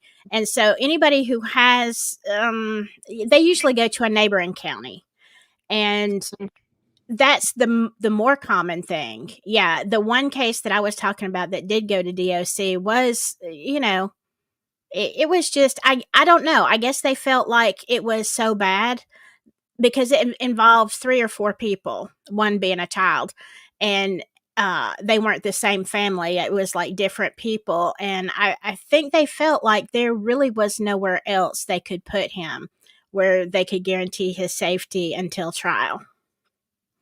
But it was definitely the odd thing. There you go, Prof. Well, yeah, I mean, what I'm getting at, I guess, is that here's we got a guy, October 26, 2022 was his arrest date. October 26, 2022. So we're at a year and a half, and we'll be going on to 2 years by the time he hits the courtroom, optimistically speaking. So 2 years. And you've kind of seen him kind of roller coaster. I mean, he deteriorated to a point where I was afraid he was going to die. And then Mhm. since then, he's kind of bounced back a little, but he still looks like he's probably suffering, a lot of anxiety or mental health problems. Um, and I don't know. I worry about like looking towards the future at this whole process for people and thinking, gosh, anyone could be arrested for any sort of charge if you're targeted by law enforcement, whether you're guilty or not.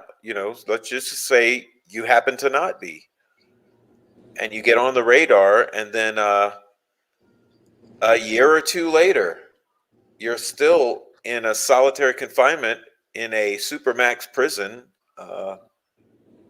doped up, harassed, marched around like Hannibal Lecter, and I don't know, man.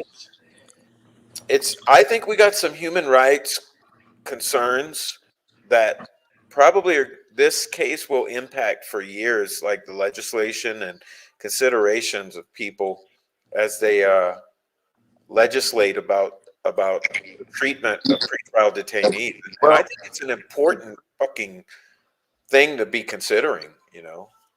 well, as far as I know, and Silky knows this, you know, this type of treatment has been going on forever. It's like the standard treatment, and uh, I remember, like in the '90s, they did a prison reform um, in the whole country under Clinton, and I know this from Texas. Okay, back in the day in Texas, prison was like really in, unsecured. They were killing a lot of guards. There were being a lot of rapes and stuff. And in the '90s, when they did this prison reform, like they changed a lot of rules, and the open prisons no longer exist in Texas. It went private. hmm And and it helped a lot with like a lot of rules and stuff and regulations, you know, and it did slow down the level of violence in Texas inside the prisons.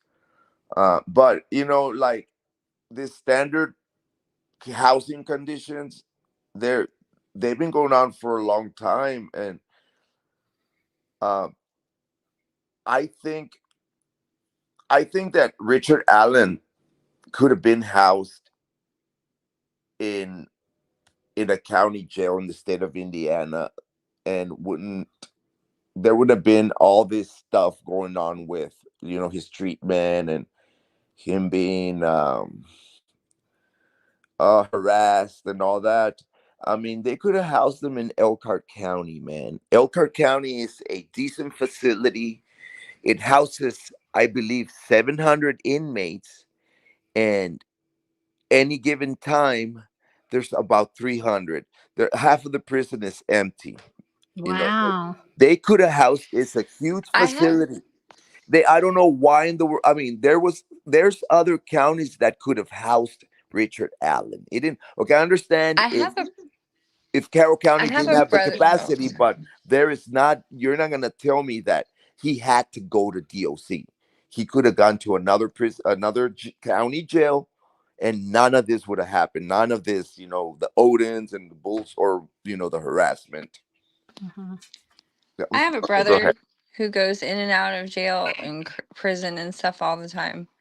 And he says that he prefers to be in prison than county jail. So I don't know what that means. I'm just throwing that out there. Well, that's the other thing, and that's the other thing that it's true. Like when you're awaiting, when you're awaiting sentencing, and I guess obviously after you're found guilty. Most inmates are like, I can't wait, man, to go to prison Mhm. so I can get over there and do this and do that He and learn the says program. Mhm. he I says mean, you can't smoke in the county jail, but you can smoke in prison.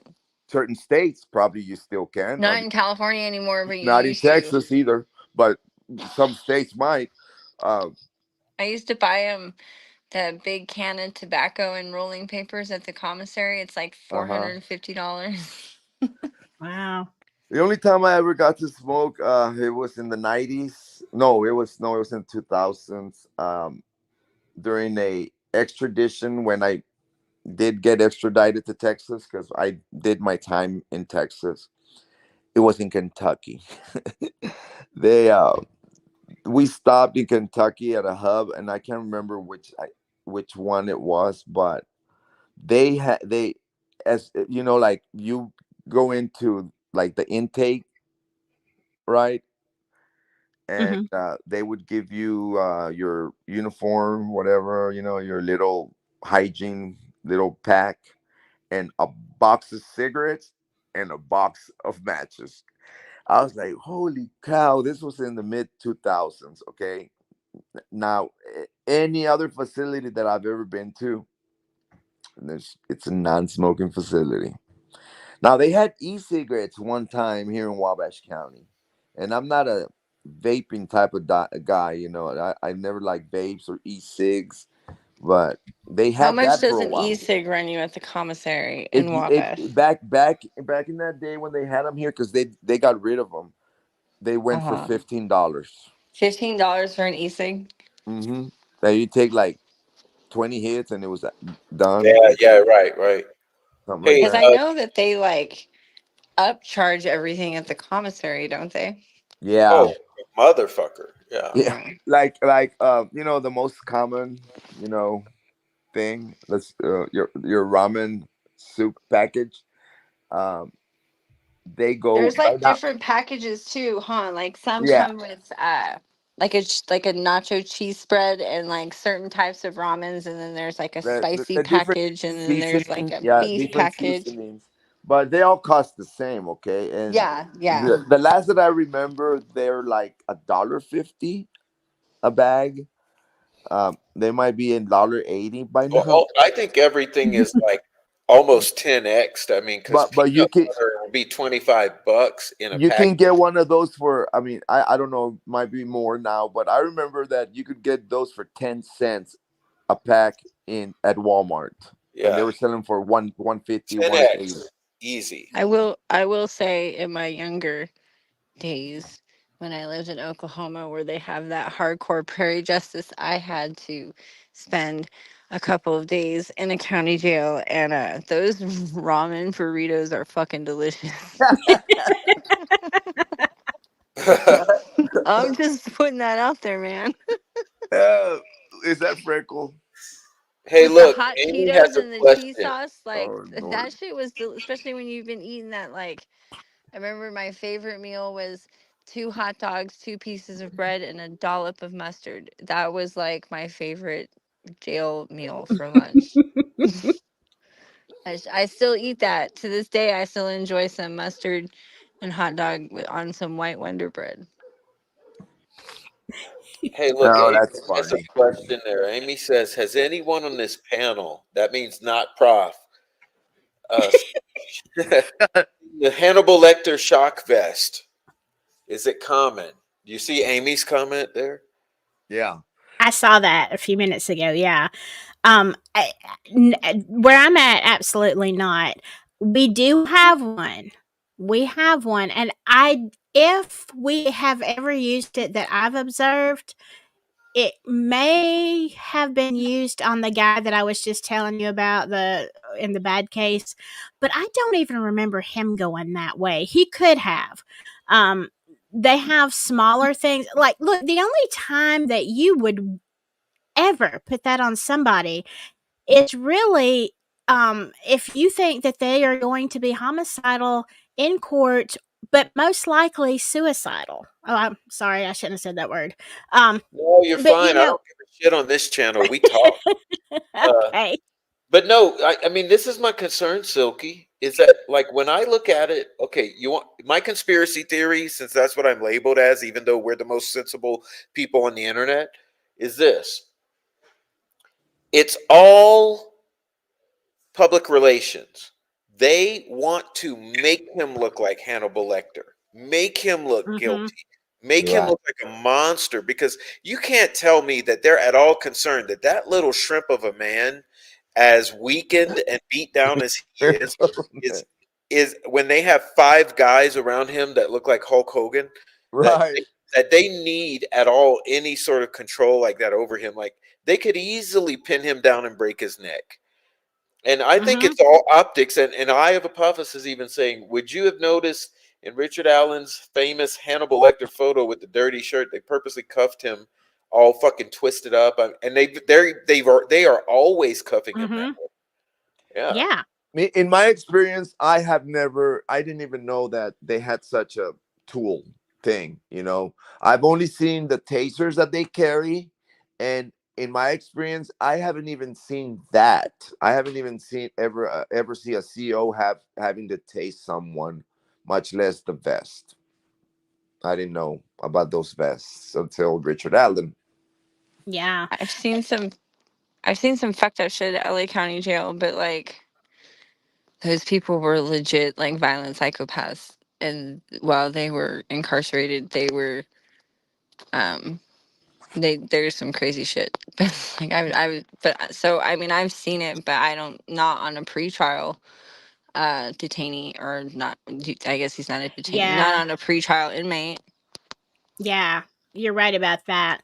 I was told, because I rarely, I see them all, get shackled and they're going to court, and we have, I mean, legit, we have some psychopaths going to court on the regular, but they do have, occasionally they have like little wrist cuffs, like shock cuffs, or they can put them on the ankles or the wrist.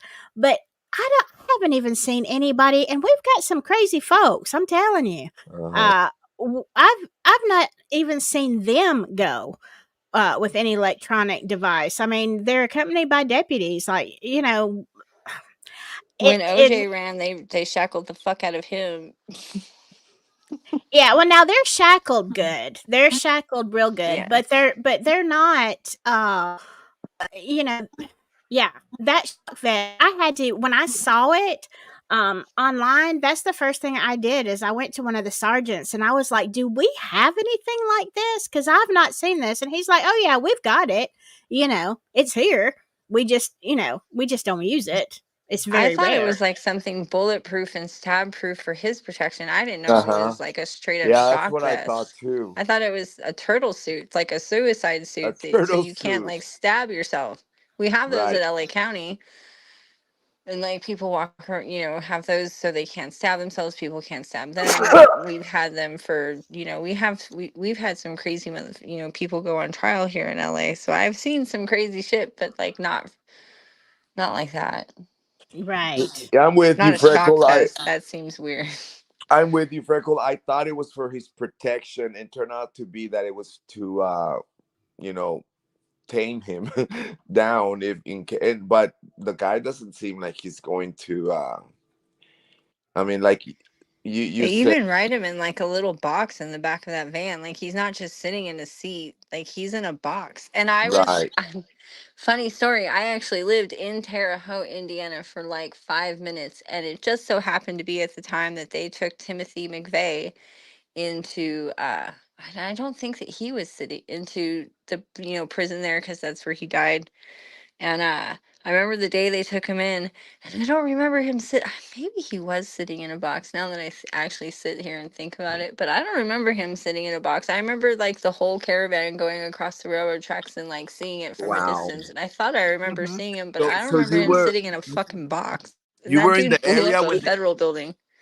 what you were in the area in Terre Haute? What were you doing there? I lived in Terre Haute. When I got out of the Navy, I followed a boy there, Oh, which is really weird. Something else about that is that that boy joined the Marine Corps, because I was in the Navy, he was in the Marine Corps, and he joined the Marine Corps because he stole that ammonia, whatever stuff, the same stuff that Derek stole, and hit, yeah, and yeah. when That's he what they went use to for jail. meth. Yeah, and he used it for meth, and he had like an uncle that like who was famous in the town, but notorious because he like shoved some dude in a barrel of acid over like a bad meth deal or something. And his choice was join the Marine Corps or go to jail. So I can see where they would be easy on Derek, because my experience is they let that guy off. Oh, wow. But he did the same thing, but he stole like a barrel of it. He didn't steal an entire fucking tanker of it. Let me ask That was you. always been weird to me, because I knew Let a me kid that ask did you. that. you said you were there the week when they executed Timothy McVeigh. No, The, I was there when they brought him in, when he came in oh, to the to, prison. when he came in to be held in custody to Yeah, await they shut the whole his. like town down, but they didn't like Wow. they didn't tell anybody what time of day he was coming in, and then all of a sudden there was like cops everywhere blocking off every But intersection, and I just saw. if I'm not mistaken, they executed him in 19. I mean, in 2001. Yes, yeah. In, So yeah, that like would make sense because that's when I got out of the Navy. in July or something. Well, Something like that, yeah. Because in my EAS was in April. okay, I lived up here in Indiana at that time. I'd been here at least 3 years by then, and during that time when they executed Timothy McVeigh, dur- in within a week they executed they executed two federal inmates Yeah. um, that time, and the other guy that they executed was from Brownsville, Texas. His name was Juan Raul Garza. He was a He drug was the lord. MS. He was the. Was he a Norteño or was he MS-13? No, he worked for the Gulf Cartel. He Oh, was oh, never mind. his Yeah. crimes. His crime. He committed a federal crime. He kidnapped someone in Brownsville, took him across the border, and assassinated him in Yeah. Matamoros, There's. Mexico. So his crime and they Isn't pinned that where him they to just like had that one shooting, Matamoros? yeah. The last thing they had there that I remember was they kidnapped three Americans from Georgia Yeah. Yeah, and they that they killed were them. that went there Yeah, that was a for huge plastic story. surgery. Yeah, they Yeah, went there for, I just was Yeah. just on the like that. border. I was in Eagle Pass when that happened. She Uh-huh. went to get plastic surgery. And Yeah, they, because they have a and lot of Haitians mm. in Mexico right now Well, because of COVID. the guy that Juan Raul Garza kidnapped and assassinated in Matamoros was played soccer with me in at Brownsville Porter High School. Oh shit. Yeah, Wow. he killed him in 1990. I think it was like 94 or 5, and he got sentenced to death and he got executed days after Timothy McVeigh. So Yeah. you were around there when that in that area. That's interesting. I had left by the time they executed him because Mm. And you know I didn't last very long in what's Indiana. fun? What's really was so crazy about that case with Juan Raul Garza was that uh, the kid that he assassinated was dating his daughter, and his daughter was pregnant, so he dated he killed his son-in-law. It was over a $40,000 drug debt. That's some telenovela shit. Wow. Yeah, but anyway, going back to the vest thing, yeah, I mean that I thought it was for protection. Yeah, that's what I thought it was for. Like you, Freckle, and turn out to because I was With at the the court. lynching history of Carroll County, I just assumed it was for protection. Yeah, I was at the court hearing when, and I can't remember. I think it was in Delphi when they described the damn thing. I was like, shit. And because it was Rosie who was describing it. Yeah, it was in Delphi. Yeah, and I don't know where this comes from because the prof can't do every fucking thing here. But there have been rumors that he has been hit with those shocks multiple times, and I just can't even remember where that comes from. But I've heard that too. yeah, I've heard that too. And I've heard also, it, yeah. I made a comment about if you're shackled properly, it's nearly impossible for the person to attack anyone. Yeah, that's 100% true. If you are, and not twisted. I mean, just a regular shackle. Uh-huh. They can't get their hands up like Especially a dude who's 5'2" or whatever, five foot Right. four, and all hopped up on like he probably is on like the psychotic cocktail, which is Haldol, Ativan, and what is it, Benadryl. So I don't know if it's Benadryl anymore, but I I know have that there's. Go ahead. I I mean, so if haven't he's all hopped noticed. up on that, and Silky, have you noticed does he wear the box that's attached to the belt? have you noticed if he's got the box when they've transferred him? I really can't tell because there's not but just a couple of seconds. I've never seen an angle where I could tell. Because if he's got the black box, I mean, what that eliminates all movement from your upper torso. You know, like you can't do anything they got him on the black box attached to his waist. So I don't see the need for. I thought it was the bulletproof or yeah, best for protection. So Well, yeah, man. we don't have a black box, but the It's way we do have like a padlock. So I mean, and I know this because when I see, people into court in the morning, if they haven't had their medicine and I'm walking down the hall and I see them, I'm like, hey, hold up, just a second, let me get. It depends on what the medication is, but a lot of these people take psych meds, and they definitely don't need to be in court without their psych meds. So I mean, I'll be like, hey, hold up, let me give so and so their medicine, and they literally like they cannot they have to bend the top half of their body way Hmm. down to try to just get the pill to their mouth, you Absolutely. know I know what you're and talking about. yeah, you can't like they can't move their hands. They can't go to the bathroom. If they're all there all day, the deputy has to unloose them just to let them go to the bathroom in an emergency situation. You know what I'm saying? They can't you can't move. Then those you'd probably have a better chance of using your feet, but those dang leg shackles are so heavy. I'm not sure I could walk in them at all. I have to put people in 4-point straps on my gurney all the time for 5150 holds because obviously some people don't want to go. Right. And just those neoprene straps, like strapped to the gurney, like that, like ain't no like one. There's only one person that I've been like that motherfucker is gonna break right out of those straps. But he was high on PCP. So besides that, like they're pretty Yeah. effective. Well, Yeah. Even just neoprene 4-point straps on a gurney are effective. let me Especially for ask. a 5'4" hobbit pharmacy tech who has a dad bod. Let me ask a question to I could the. take that motherfucker down. Me too. This is a question for the panel and the chat. So if you're in the panel, please answer this verbally. But if you're in the chat, like let's put a 1 for yes or a 2 for no, something like that. 1 for yes, 2 for no. But who here, who thinks that that his whole shock vest and the leash and the whole 9 yards is for optics? It's for sure Strictly to for make him look like optics. Hannibal Lecter. They just want to Make make. him look like a fucking child murderer, serial killer, Hannibal Lecter, the worst guy on earth. Yeah. Let's chime in. Is this a PR campaign or not? In Yes. the chat, 1 yes, 2 no, and let's go with Freckle Joy first. What do you think, Freck? Oh, yeah, for sure. Looks For like it. sure. Yeah, Yeah, I'm gonna go with 1. I'm gonna Yeah. go with 1. How about you, Silky? 100%. Yeah, so it's almost unanimous. And then I would Everybody, think, I'm look at the sure Ruckus chat. Rocks or someone else is going to say, no, he's a danger. They didn't even do that to the Night Stalker Yes, pre-trial. Prof. Yeah.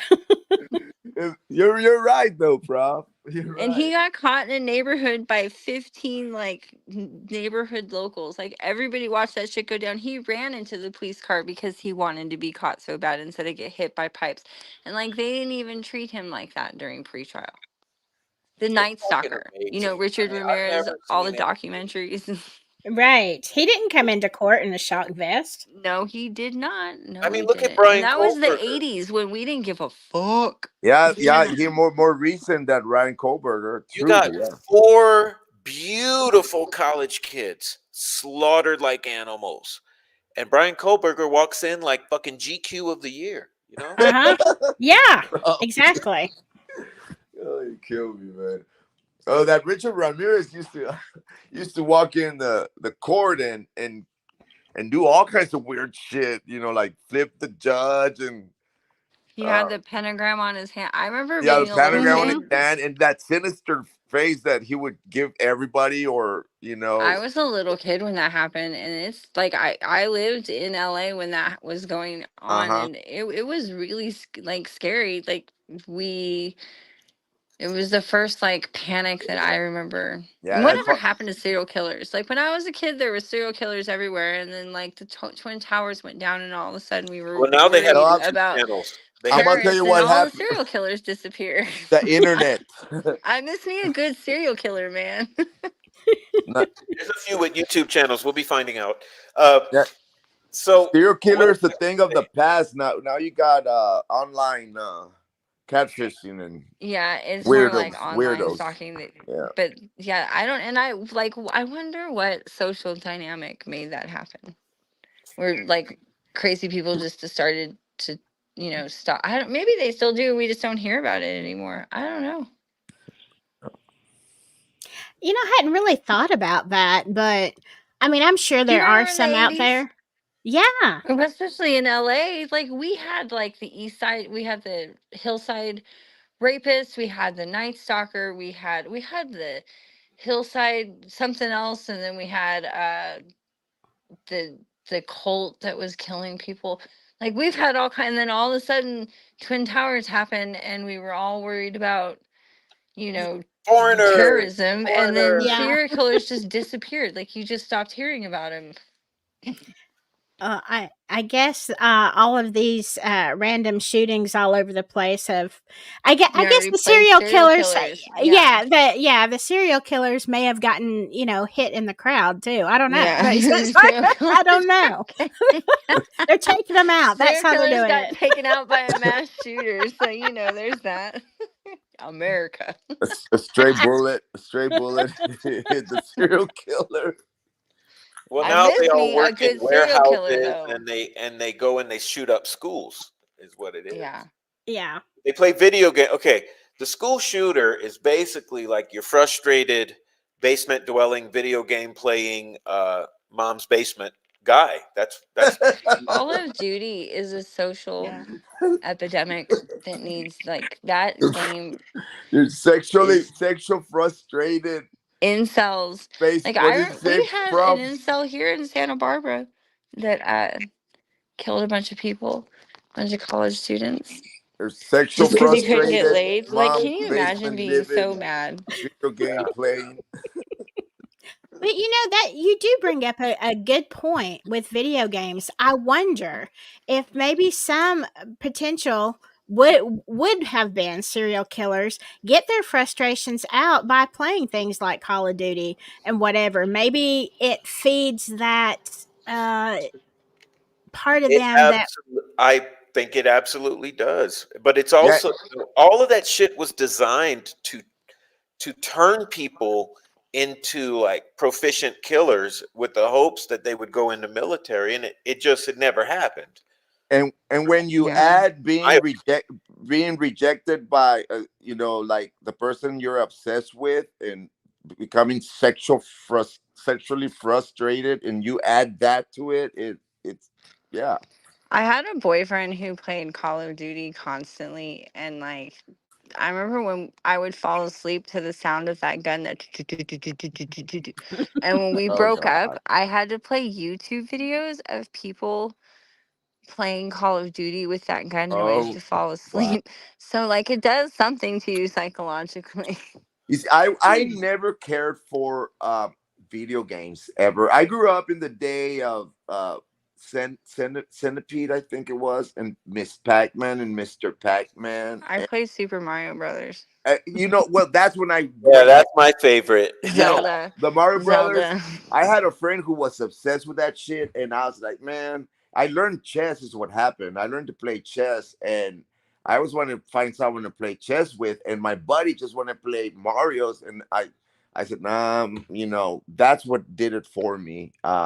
But did used to like Pac-Man, and that's like I don't know I used anything to about watch video games. I I can't play. liked Pac-Man at Pizza Hut on that big screen with the ball in the Mm, lobby. Do you remember when they used to have Pizza yeah, Hut yeah. restaurants? I can do World Cup.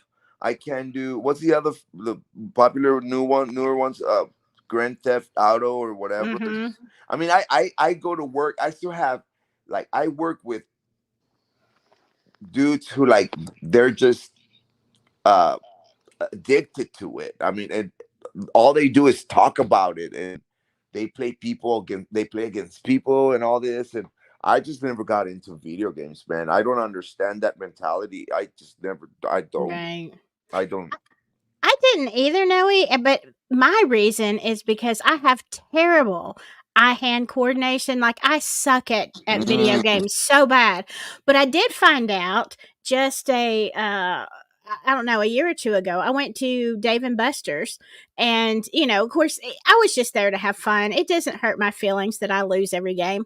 But I started playing Rampage. They had like an old Rampage game, and man, I got the connection finally, because wow. when I would be Godzilla and I would just swing my tail and knock buildings down, and I was like, "Oh my god, this is great. I'm getting all my frustration out, just like I'm not Wow. even playing the game. I'm just destroying things, and this is so much fun." Well, that's good that it worked out like that for you, because for others they let their frustration out by trolling and you know trying to just embarrass and sabotage people and lead them into suicide, and that's Yeah. not Yeah, like okay. that Thomas Frost kid should like play video games or something. It's insane what that does. What it's I just it's beyond me. And Can you and imagine his parents? I've seen some of these live streams. And hi guys, and I'm just playing this and going live, and like I don't understand what I don't know, man. I mean, look me. If I'm gonna play anything, it's gonna be either chess, guitar, soccer, or Uno. Other than that, I ain't playing no video games. Sorry, it's just not I me. used to rock it at Tetris on Game Boy, but that was like the last time I played video games. I Mhm. used to kick ass at Tetris, man. Yeah. I am not good at not one video game ever. None of them. No matter what, no matter how easy, I can't. I just can't. So, Well, it, I remember when I was a kid and when we had our first, I think they were called Ataris. Correct me if I'm wrong.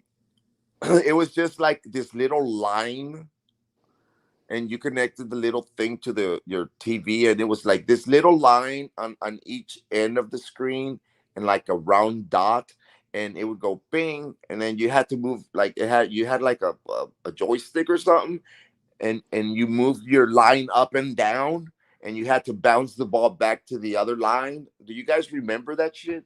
Pong. That's Pong. Pong. Yeah, oh that's That what was yeah. such that's. a cool game. I mean, Yes. I mean that I thought that was fun back in my day, but Pong, and then there was that spaceship one. I forget which one it was, but it was like you were on the bottom and you spit up like balls at the top and hit the aliens. I forget what it was called, but Oh, it was Galaga. Was it Galaga. oh Galaga? Yes, yeah, I sucked at that Yeah. yeah, game too. that Yes, wasn't that too was fun. bad. Oh, I love to lose at Galaga. That's my favorite game to lose at. There was Uh, And then Galaxy Centipede Mike and Tyson. Do you remember Mike right. Tyson's? Oh, Mike, the one where he dances, the Nintendo one, Mike Tyson's Knockout or something like that. I was out of Nintendo when 007 came out. I was done, but I liked like Mike Tyson's Knockout, Donkey Kong, and Zelda. And then when Game Boy came out, I was really good at Tetris. And Atari, I played all like the little Atari games too. wow. But I'm an 80s baby. I'm old as fuck. Hmm. So, I have no eye-hand coordination, but I play the piano.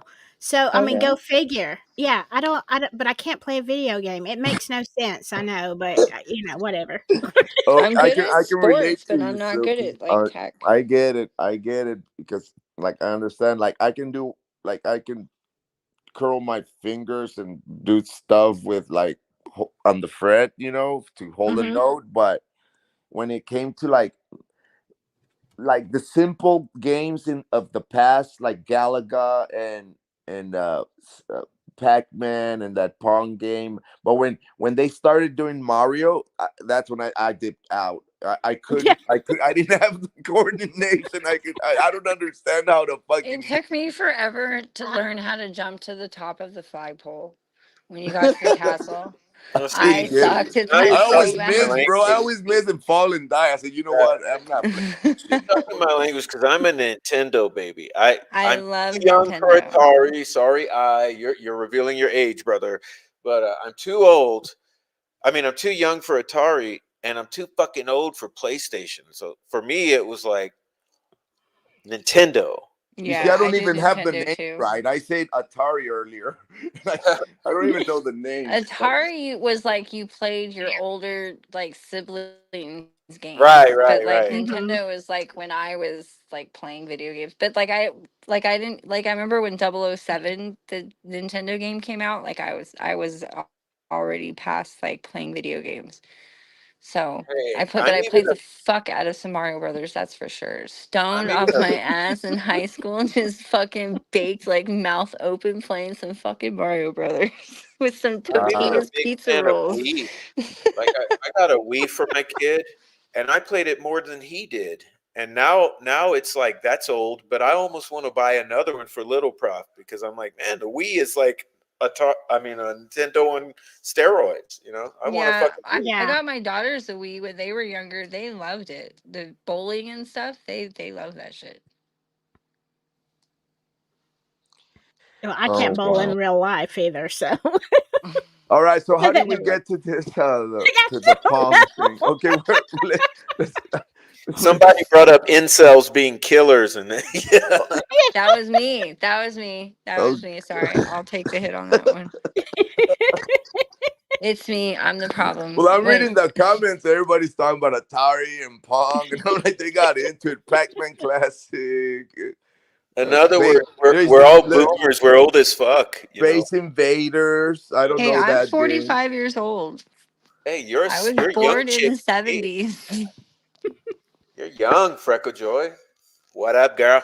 I'm an 80s baby, but I like graduated in the 90s. So I'm old. My daughter's graduating from high school, and sometimes she says things, and I realize that, like, damn, I'm really fucking old. Same, You know, same. I grew up in the 70s, 80s, and 90s. Yeah. I was born in 78, so it's not like I Hmm. grew up in the 70s. I was a toddler. I remember. I remember the late 70s. I remember the bell bottoms and that disco stuff. And what was that one movie, Grease? I remember when the Challenger exploded. I think that's one of my first memories. Okay, I Wow. was already middle schoolish age there, I was a little kid. and I do remember when it exploded. Yep. Yeah. Yeah. Wow.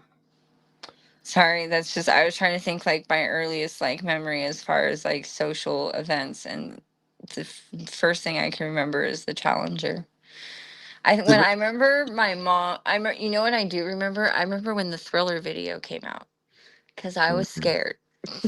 Yeah, me too. I remember that was Oh, scary to me. I Yeah. was scared. look, that that that it's on my bucket list to learn all the moves to The Thriller. I mean, dance, oh yeah. wow. that is on That, my bucket list. That's a huge task. Good Yes, luck. it is. Yeah, I it, remember. I remember my mom. My mom was only 15 when I was born, so I just remember her being really young and watching MTV and like them really hyping up that like there was like a countdown and everything, and like we were all watching it. And I remember I did not when they came out of the caskets and stuff. I was like, but fuck no, and I just stopped watching. me, what I remember in the 90s the most, because I was already college age, so I was 19, 18, 19. I graduated 90. But one of the best thing that happened to me, in my opinion, was like grunge.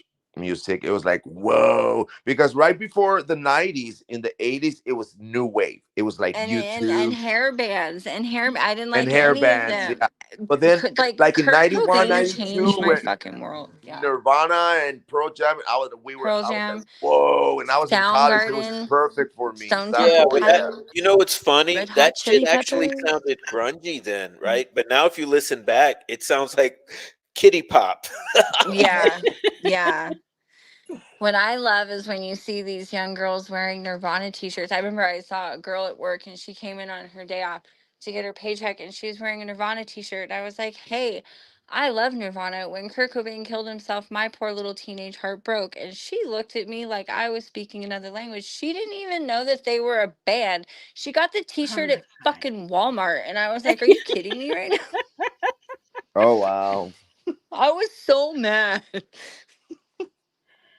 Oh, I know. My daughter comes up with a lot of songs that, gosh, back when I was in school, and she's like, "Oh, mom, you got to hear this song." And I'm like, "Yeah, guess what? I heard it the first go Yeah, round." exactly. My daughter did that with the Cocteau Twins. She thought she was so cool and so original. And like she was listening to it in the bathroom one day. We were both putting makeup on. And she goes, "Do you know?" I go, "Why does this sound familiar?" And she goes, "Do you know who this is?" And I go, "Is this the Cocteau Twins?" And she was so mad at me for knowing who it was. I was like, before you, bitch, I was fucking cool. That's right. Oh, I know. My daughter is obsessed with the 80s. And, Yeah. I'm like, "Darling, I remember this." Yeah. I remember Like this. if And I'm I like, would "It have wasn't kept that great."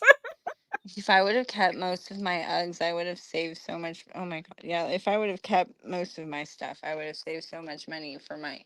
She shops at thrift stores and she buys Mhm. stuff that I wore in high school. I'm like, I had that. That's probably my shirt. Like, Wow. Yeah. Jeez. Oh my god. I love thrift stores. I don't go that often, but I like to go because you can find stuff. I just literally hate everything that's in the store. It doesn't yeah. matter how expensive it is. I don't like it. I just don't Mm. like the fashions. So I like to go and find like unusual pieces of clothes. And I hate to say this, but like I don't have yard sales. Like I just Mhm. bag up everything and I take it to my favorite thrift store.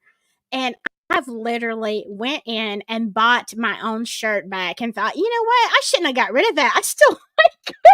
Yeah, exactly. Exactly. Well, here in LA, everybody's a fucking hippie. So the thing her thing, the thing is sustainable fashion, like not like I don't even know the whole theory behind it, but she shops at thrift stores. Yeah. Hmm. My daughter does too cuz she likes them. Yeah. That's her preference. When I was in high school, in the late 80s, I graduated in 90. We had what we called the stoners, and Yeah, you that was had to me. have you had to have you wore Vans, 501s, Converse. 501s, the checkers, red and black Vans shoes. Okay. And do you guys remember the 501s, Levi straws? Oh yeah. Yeah. Yeah. Okay, you have to have those with a hole on your fucking knee, couple holes on your knee, and and three shirts: ACDC, um, Metallica, and fucking like Def Leppard or no or Motley Crue or what. It was like, Hey, I Rick mean, Snay's still stuck in that era. Dude, we would wear low rise baggy jeans with like a flannel and like Converse or Oh Doc no, Martens. that's Converse Kurt were good. Cobain. Now, like, are you from Seattle? What the fuck? No, I was more like a San Diego surfer chick for a while. So Yeah. yeah, so I wore like baggy jeans with like a t-shirt. Oh, like I had a pair of maroon Converse and I had a Wow, pair of hunter green Converse, and so I that, tried to like rotate between maroon and hunter you green. were you were a Converse junkie. I had I one was. pair. They were the I original still ones. am. I Are still you? have a bunch of I have like a whole shoe rack full of just Converse and DCs. Wow. Nobody Yeah, I says haven't I'm had a pair still of wearing Converse them in damn checkered 20 Vans. years. You I know, have a Prof. pair of lavender checkered Vans. Oh, I bet those are pretty. You know, Prof, it could be worse. Being stuck in the 80s is not the worst fashion decision. No. If he was still stuck in the 60s leisure suit, I would really have a problem with Yeah, that. but he's stuck in that All velvet. Let's. Yeah. he's stuck in that like garage metal, never got a job, Well, like I still mean, on your nothing mom's says couch. boomer louder than Never mind. Never mind. Never mind. Oh Lord. Hey, Hey, it's fun. It's Mother's Day, and look, all of us got kids or love kids. You know what I mean? Mm-hmm. The Yeah. reason. Speaking of which, I uh, do have to go. I have work tomorrow and it's a busy week and I have to prep my lunches and iron my uniform and do all the Sunday night shit that I have to do. Oh, well, God Oh, bless. It's been great yeah. having that's fine. I'm sorry. Absolutely. No, you have to take care of yourself, your family, all that. Yeah. I have a 12 on 12 off for 5 days this week. So I Oh just my want gosh. to, I need to take like a gabapentin and just sleep the entire Uh, night. no, you do what you got to do. You But got thank a you for having me. It full was a week. pleasure. I have so many more things I want to say, like people I'm pissed off at, but it just wasn't the vibe tonight.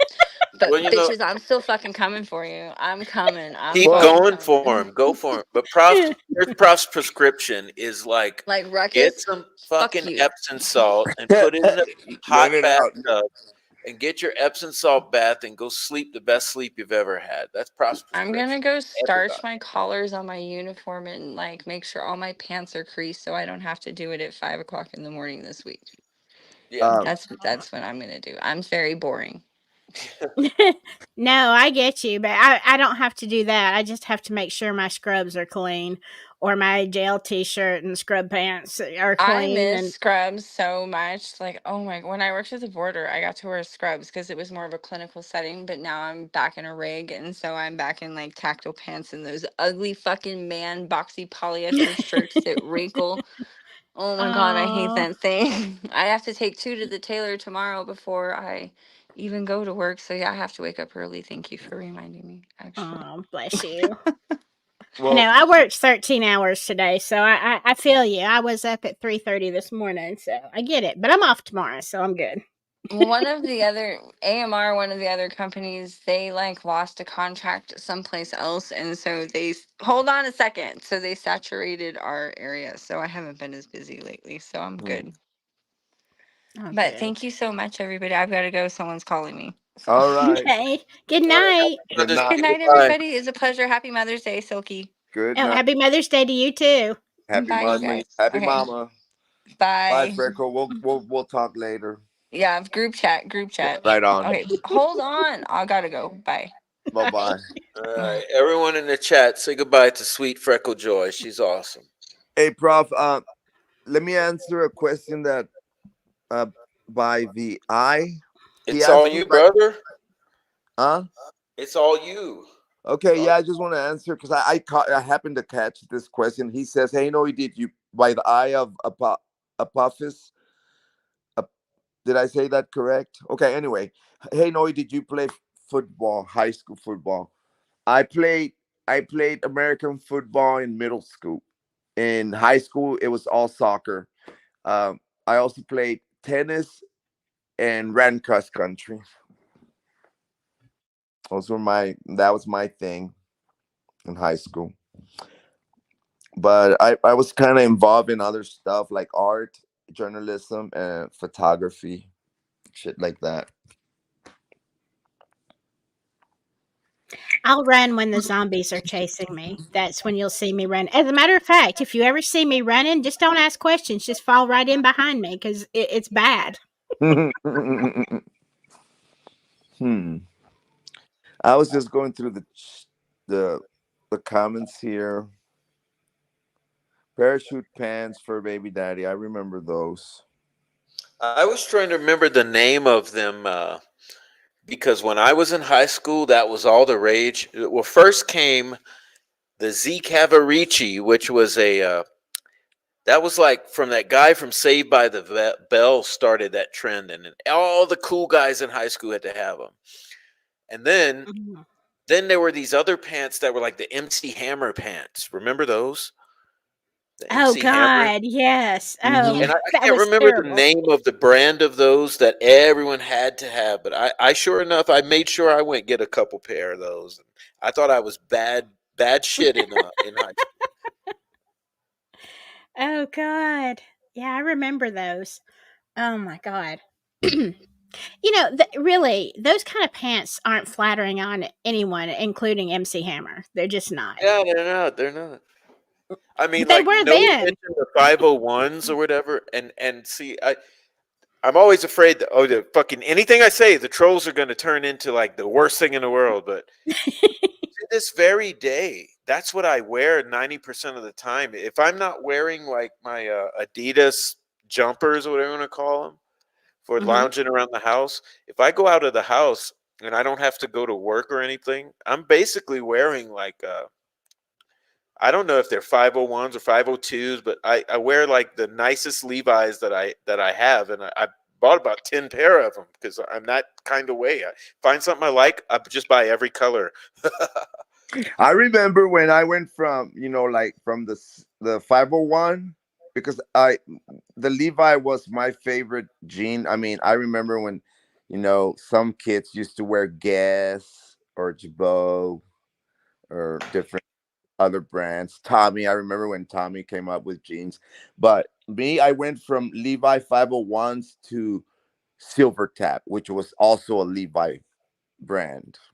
Do you remember Silver Tabs? Loose fit. They had loose fit, um, all kinds of different colors. The Silver Tab Levi. I don't know even know if they make them anymore. Now I get whatever I can. Yeah, they have some new ones. What are these? People Signature. are laughing in the chat. They Oh would have fuck! never recognized me in high school. I had I didn't. the I I didn't had know the this. I wear Signatures, bro, and I didn't even know Signatures also a Levi brand. It's made by Levi's, so shit. I'm still wearing Levi's.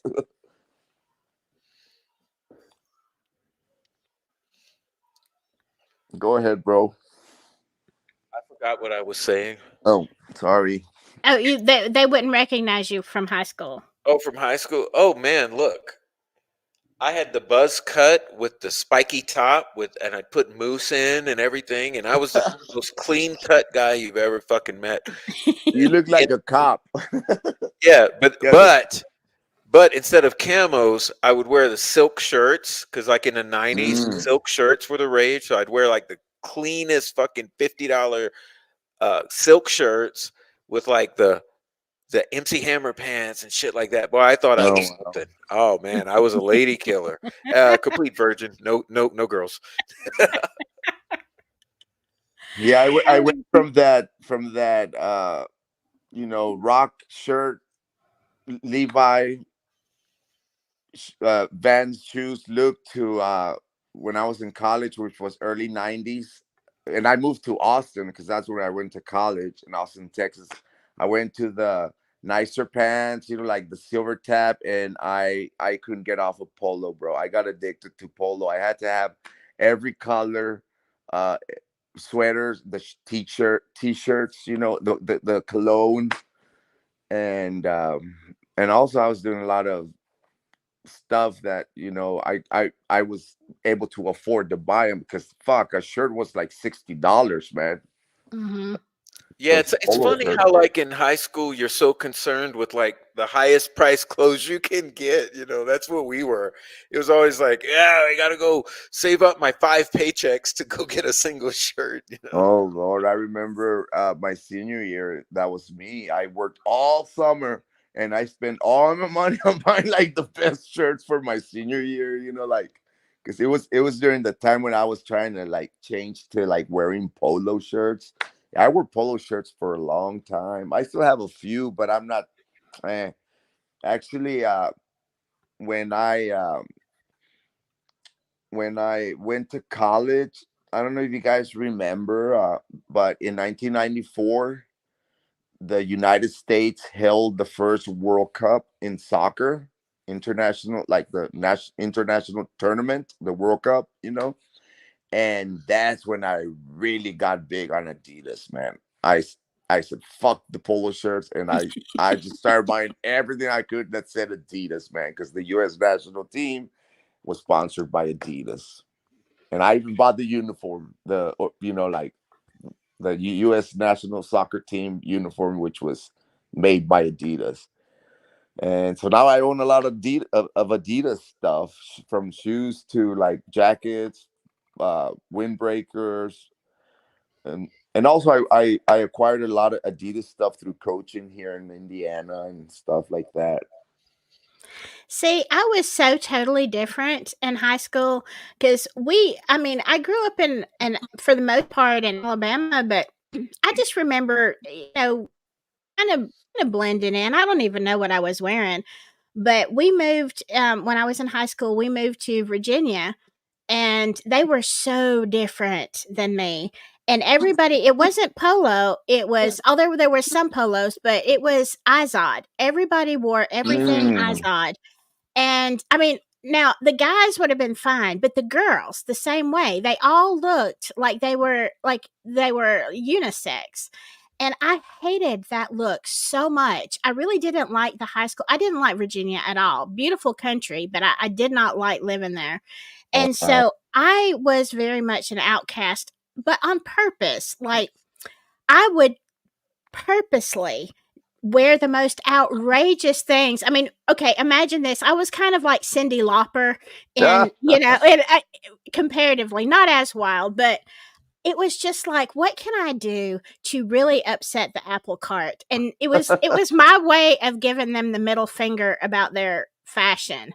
You Wow. all look like cookie cutters, and I'm going to just rock your world. And so, people talked about me a lot. I got a lot of flack.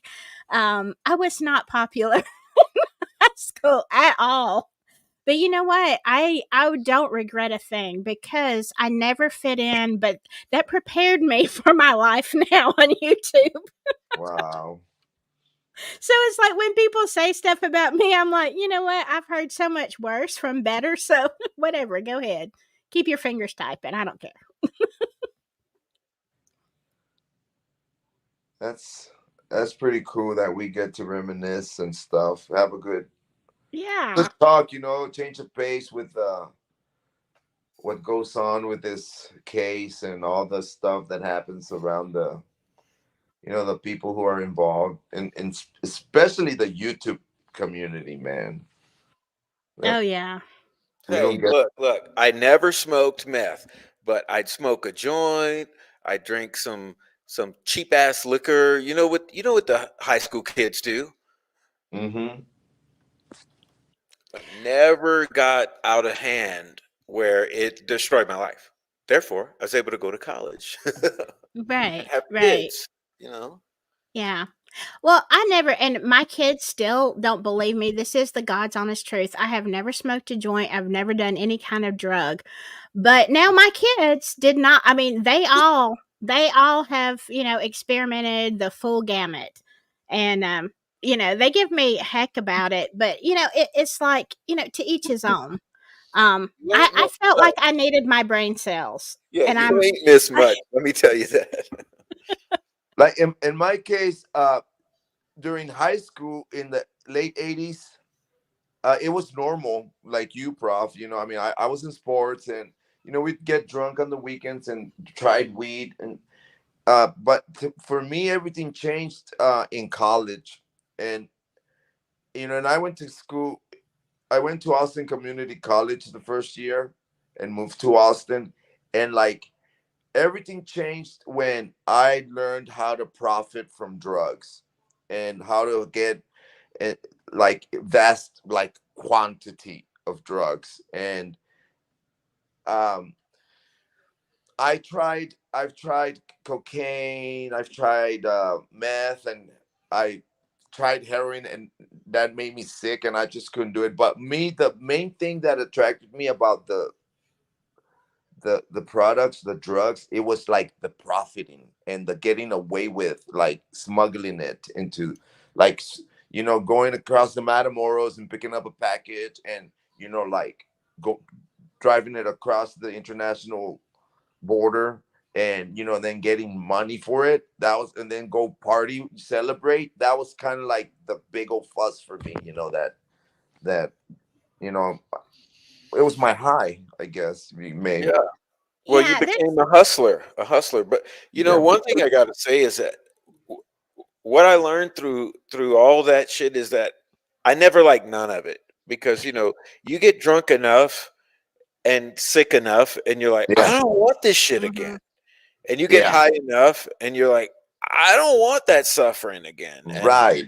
And Yes, I'm so with my you. whole thing became like just girls and music. So it's if I wasn't with a girlfriend, I was doing music, and if I wasn't doing that, I was doing study because I mean I looking back, I could have never made it through college ever if I was doing any of that shit Mm. because that's all consuming. And there's no way I could have went to class on time and passed tests and studied and survived like having those hangups. So I'm lucky that I Yeah. didn't get trapped into all that shit. You see, and I'm unlucky because like I was able to like find what I at the time I thought or believed was a balance. I can do this, on the weekend or on my free time, and then go to school, and then half-ass school, just to get enough for the next grade, and and I was able to find a balance in, at least in my mind, right? But in terms of the using, when we like got we partied like rock stars, in Austin, man, in hotels or private homes and shit. And but the mornings were so rough, man. Or so, I mean, sometimes we'd be up doing drugs for days, 4 or 5 days, and but then when you start to experience the withdrawal and coming down and then having to restart over again for the next day, those were the worst, you know the worst part of it all, um so, and then the troubles came, with me. In my case, the troubles came, and at some point, I mean, I've realized that I'm okay with just working, going to work, and coming home and getting getting on YouTube, I guess. Yeah. But Well, yeah, Yeah, uh, like we said, YouTube is your new drug. yeah, yeah, for all of us. Yeah, I the feel like, addicts up hey there. man, I feel like I'm in one of my groups, one of my Yeah, tonight at the exactly. Prof.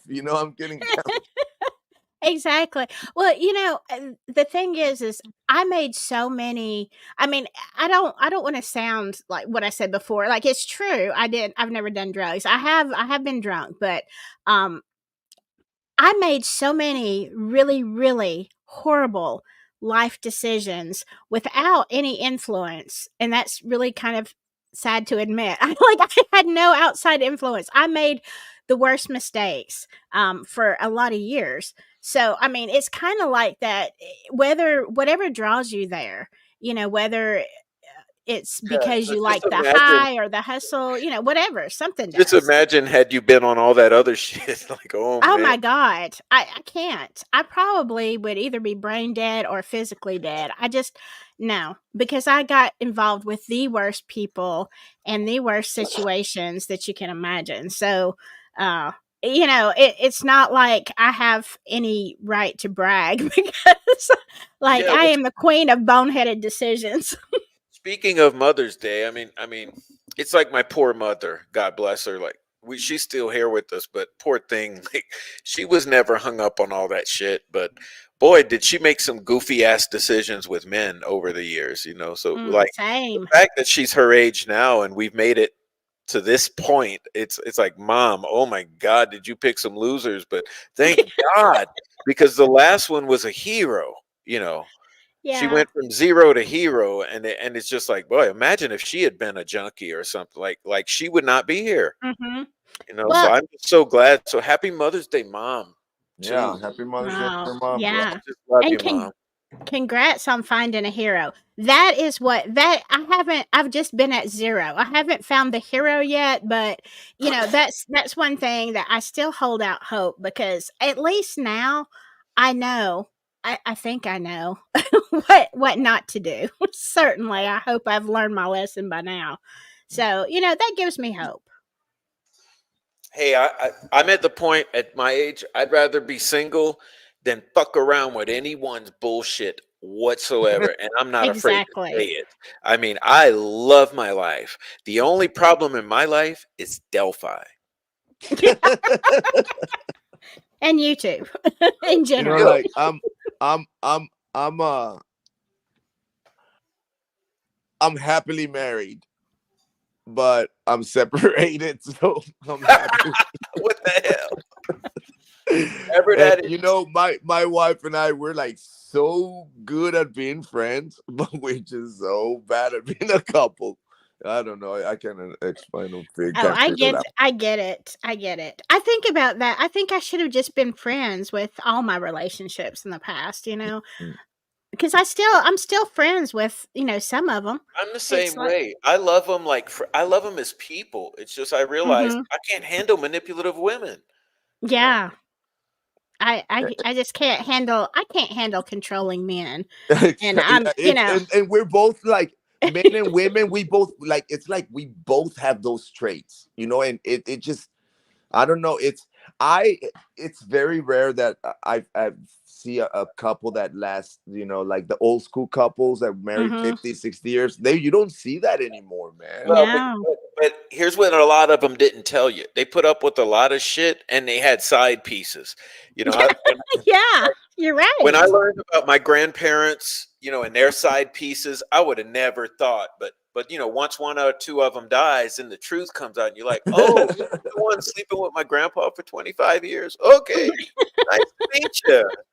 You know, Yeah, Yeah. it's fun. so it wasn't perfect for them either. They put up with shit, and Yeah, they times were did. tough because they all went through the Great Depression, which none of us have, and Right. Right. Yeah. Right. we will be. I'm confident that we probably will go through some hard times, but they came out of those hard times into an abundant period of the 60s, 70s, 80s, and uh they just fucking held on, because Hmm. but see, we're kind of spoiled. Like I wouldn't hold on to that, not, anyway.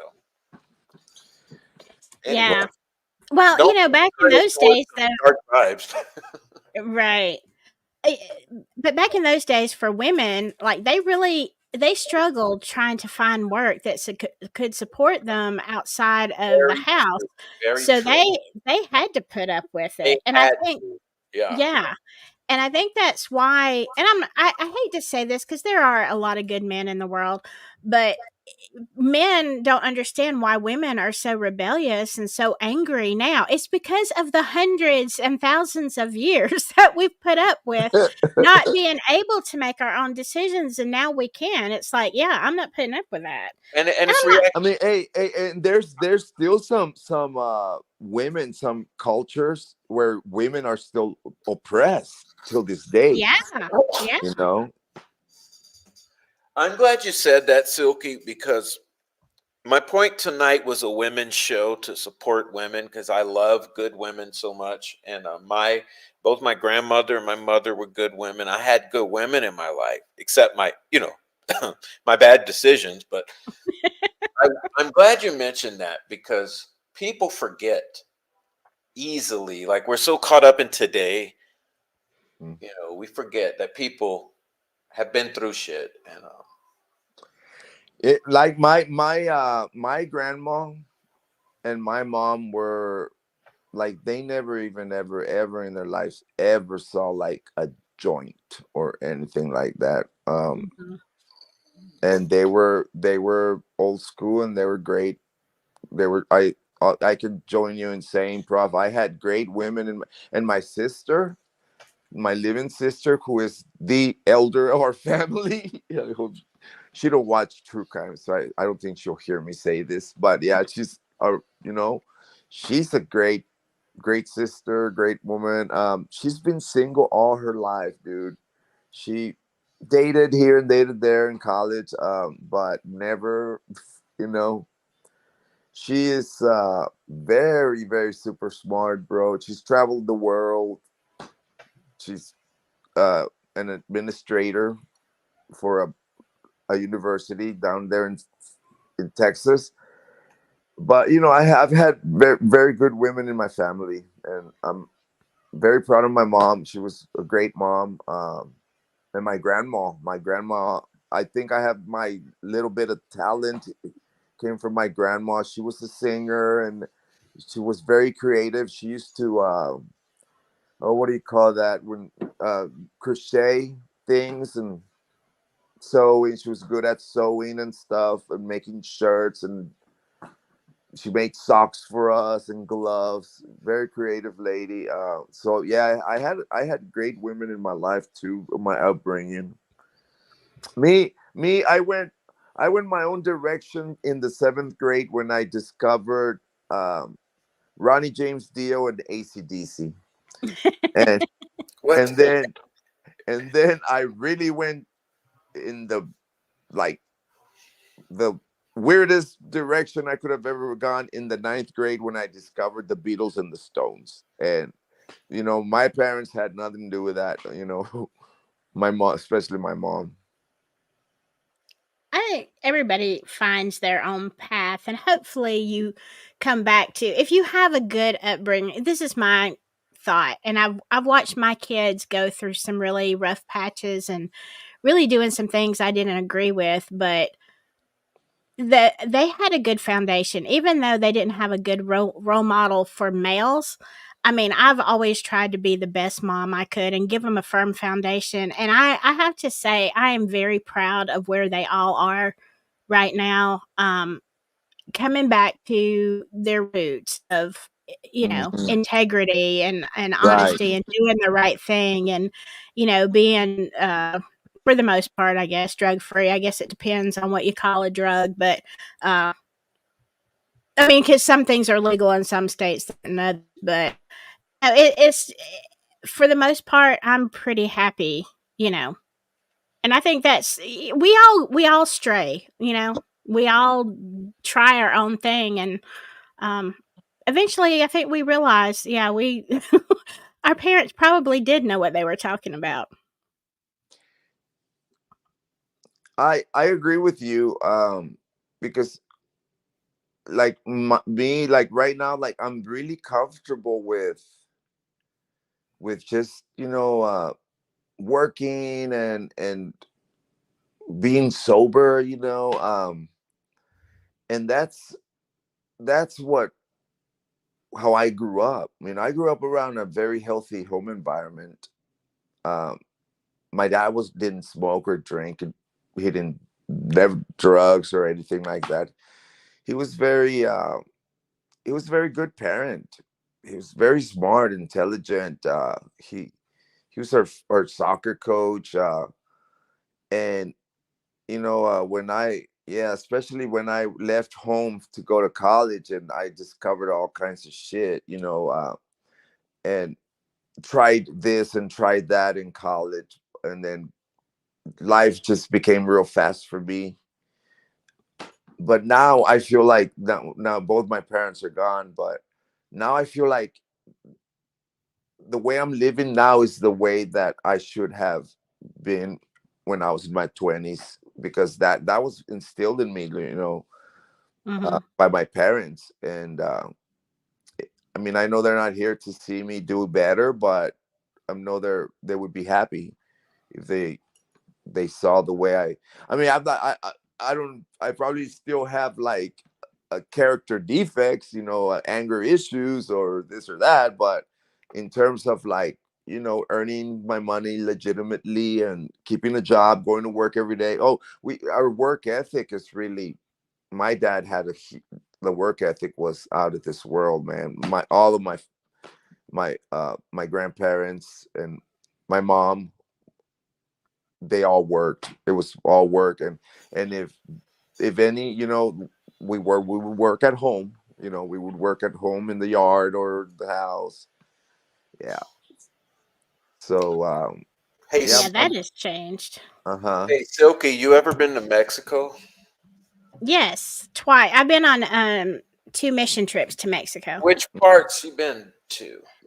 Let's see. It wasn't that far over the border because we stayed in Reynosa.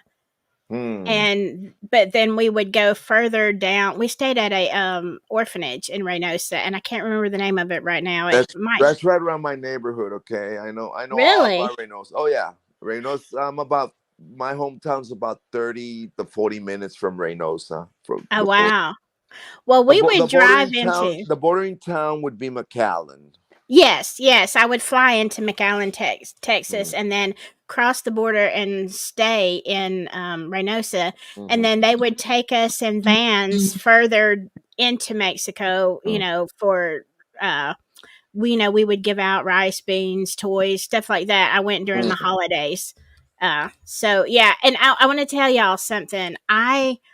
Oh my god, that was such an eye-opening experience for me, especially the first time I went. You know, I've never been rich, but I had stuff, okay? I had stuff. And when I went to Mexico the first time and saw how the culture, how they lived, and really how my heart was just broken.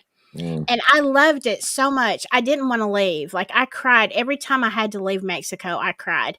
Um, but when I would cross the border back into McAllen, and Mhm. I was going during Christmas, which of course is the most extravagant time of the year as far as decorations and everything, but I would get so physically ill and disgusted when I would come back over the border and see how much America had The and where waste. I had just yes.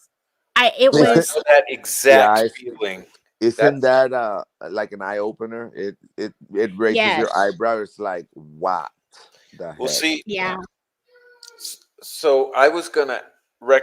Noe knows that I'm a great fan of Veracruz State, the state Estado de Veracruz, Mm-hmm. and I've been all over that state. That's my stomping grounds in Mexico. I've spent several times, long periods of time there, and but it's kind of it's very different. It's Yes. it's less deserty. I mean, it's lush. It's almost jungle Oh, like. It's amazing. Yeah. Um, wow. but there's poverty. There's extreme poverty, and I mean, I just don't know what to say. I can't. It leaves me speechless because it's the exact same feeling of illness. Like you come back, especially after I would stay amounts of time where my dreams would transition to Spanish. So I'd start Mhm. dreaming in Spanish and thinking in Spanish, which is a whole weird thing. Mm. And Yeah. then you come back, and it's a culture shock. You're like, Yes. oh my God, look at how rich we are. Look at Right. how much waste there is. I Mhm. Yeah. just come from a place where people live with dirt as their floors. Yeah. That's like Mhm. the thing that bothers me the most about. Well, it used to because now I haven't don't travel much to Mexico, but it was like the waste of how much food gets wasted in our country. Oh yeah. Just the Oh man, food. they fill the dumpsters behind every grocery store in the United States a couple times a week. Like, Mm-hmm. once you realize that, your mind will just blow. It's not even bad food. They just fill the dumpsters twice, three times a week behind every single grocery And store in the United these kids States. that you're describing, this areas, Veracruz, and even northern Mexico in the Reynosa area, I can think they you might have traveled to like towards San Fernando from Reynosa, but there's very very poor areas. I mean, these kids, Mhm. no shoes, just one pair Right. of shorts, maybe a shirt, and Mhm. it, dirty. And I've been with girls who like, I don't mean been with girls, but been in a town where the women and men bathe separately, but in the creek. Yeah. You know, so they bathe in the creek. It's not Yeah. even running water or electricity, or Hmm. yeah. So it's like, And nowhere else to. Yeah. And you know what surprised me is because the missionaries, they told us, where you can eat, where is safe, where is not safe. And our hotel was this is crazy. It was a 5-star hotel, but yet it was not a hotel that I would stay in the US. Yeah. Like, I'm like, this is the 5-star. And then I would go into the restaurants, and I'm not saying the food wasn't good. It was very different because what I didn't realize, I guess I was used to Tex-Mex where everything's kind of spicy. And I mean, I love it, but in Reynosa, it was like everything was bland until you put the hot sauce on it. And that was really, and when we would go to these upscale restaurants and they would give you something with lettuce on it or vegetables, it was like stuff we'd throw out. You would never serve that in a restaurant in the US. But this was like their best, you Yeah. know? And Yeah. it was so sad for me to understand that this was comparatively to what we throw out, like you were saying, Prof. And you know what the weirdest thing was, though? When I was standing on the banks of the Rio Grande, it was like on Mexico's side, it was all. Now it's the same river, right? It's the same river on both banks. But Hmm. on the US side, everything was green and lush. And on the Mexico side, everything was barren and dirt. I'm Like like, how do brown. you get. It's brown, Yeah, like brown and dead and yeah. And you know dry. right. what? You can even see that in the satellite photography. Oh yeah, yeah. You can. The last time I flew to Texas, I flew into Laredo, and oh my God, when I remember when we left Indianapolis, I mean, you look down and you see green patches and pastures, and and then you see like the cities and shit.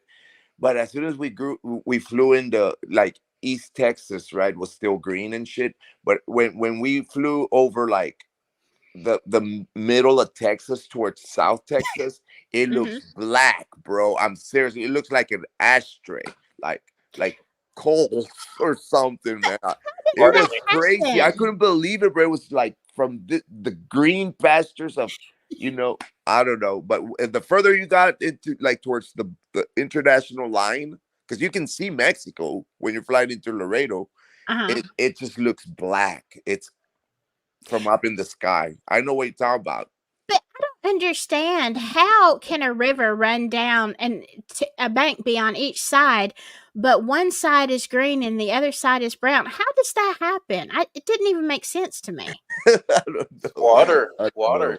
Because the people in the U.S. can afford to pour The, fucking water the into the irrigation yeah, systems and and the yeah, people in Mexico, every drop is precious. they Yeah. got it. For them to water their pastures or whatever and grow their crops, they probably occupy a mule and a couple of jugs of water. The 5-gallon jugs, and they go to the river, the creek, or the closest creek to go collect water to even to drink or bathe or use Yeah, for to do their you got dishes.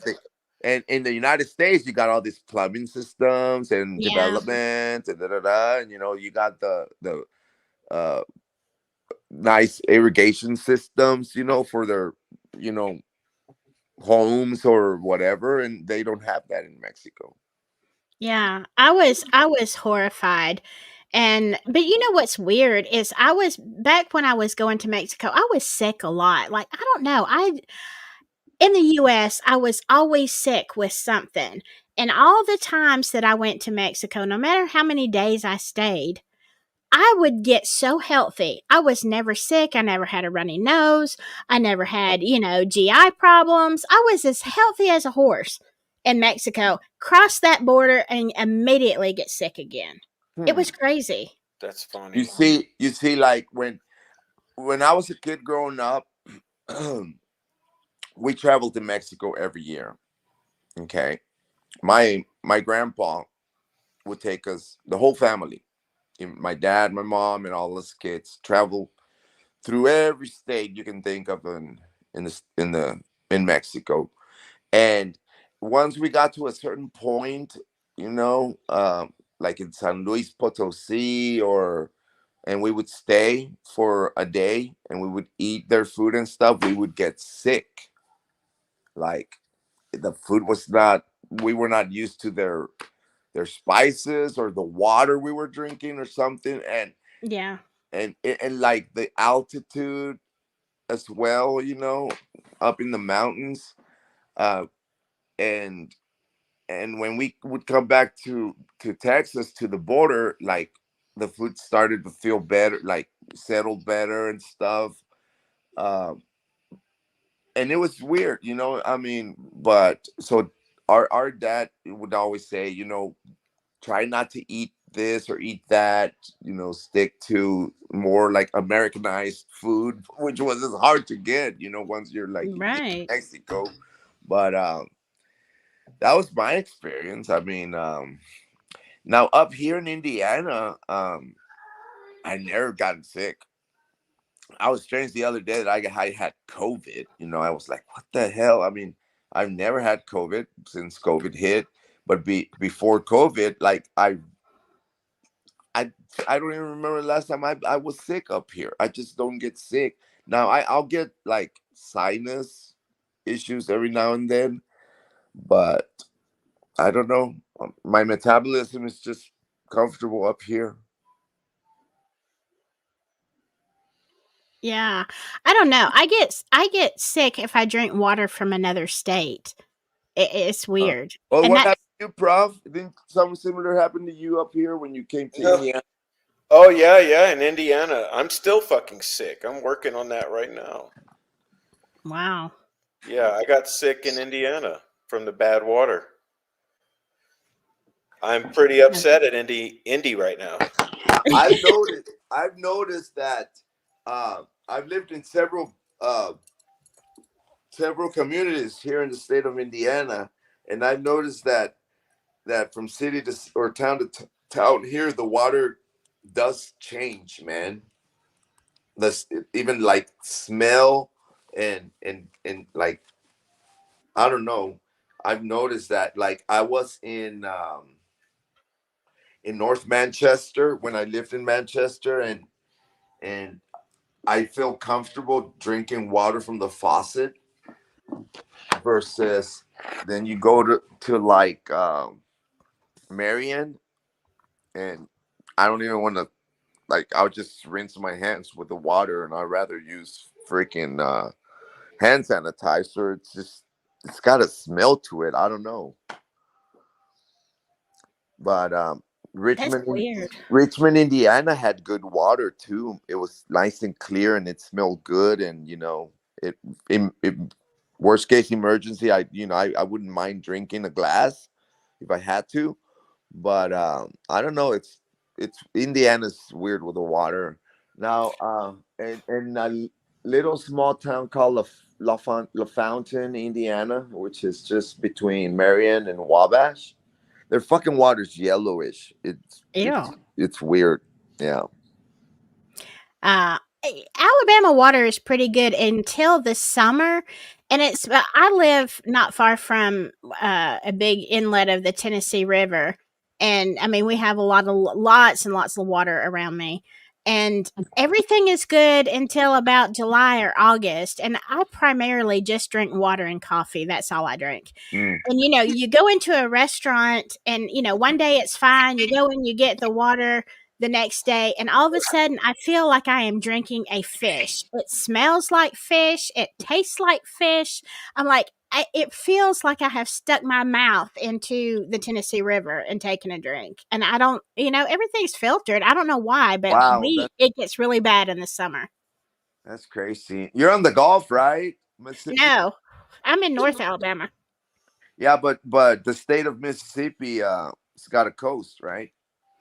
Oh, I'm in Alabama. Yeah, but yeah, we do. We I do mean, have I'm a good sorry, deal of coast. Alabama. Yeah, you guys are on Yeah, the coast or whatever. yeah, we Isn't do there? have a coast. Yeah, there's somewhere in Alabama. I can't remember if it's Mobile, Mhm. or Yeah, Mobile, Alabama. yeah. There's a huge ass ship down there, right?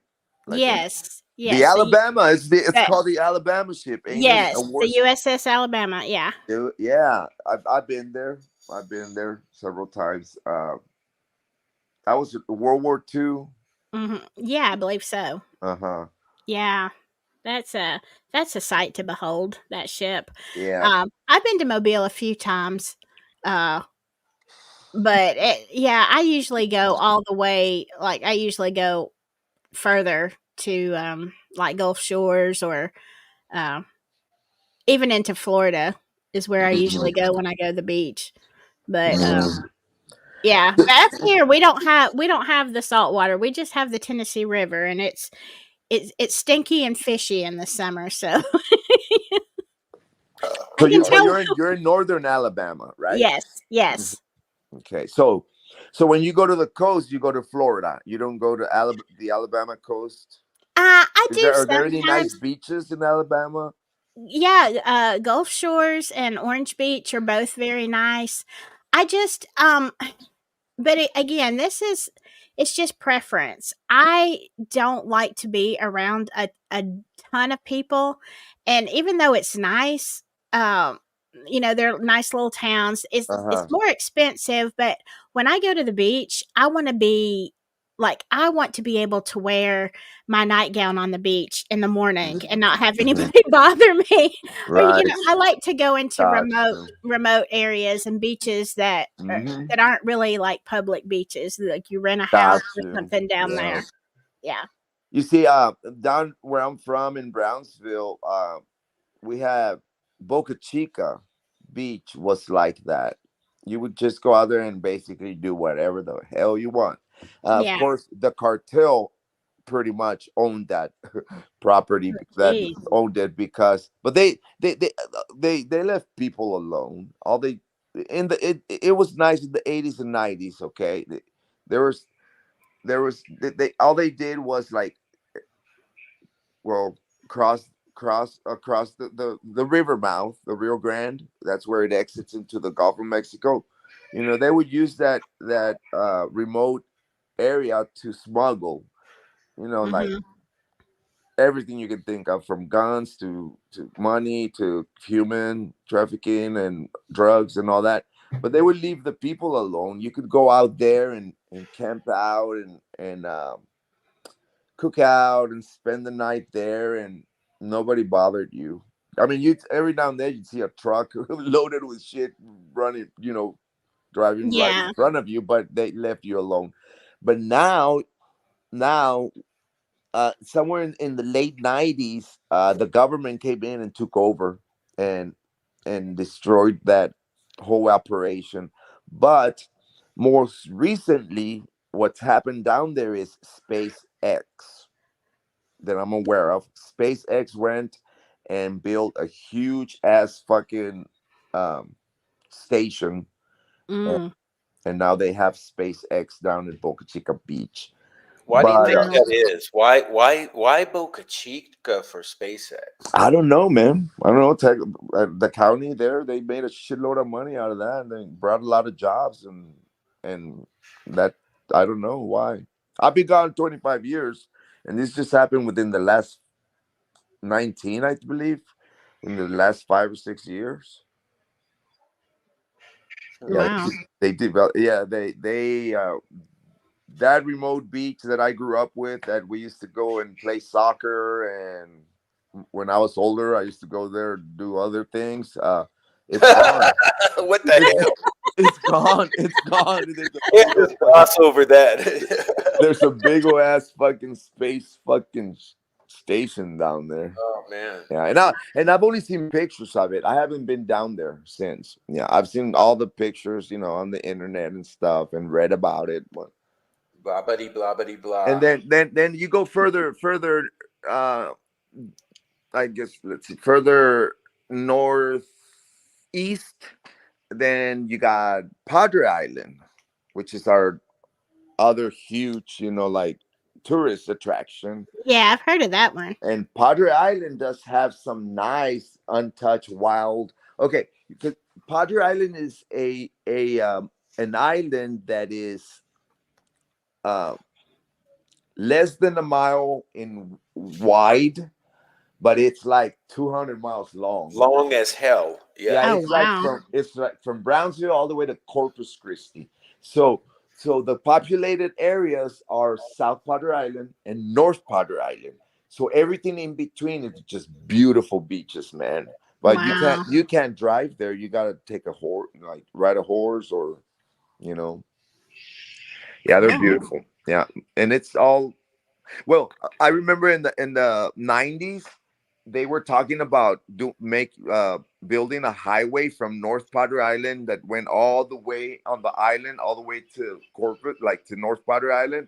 That got shut down real quick. All the environmentalist people and things like that, they shut that down easy because that like it's untouched wildlife, man. Now, see, that's my kind of place because when I go to the beach, I don't go to socialize.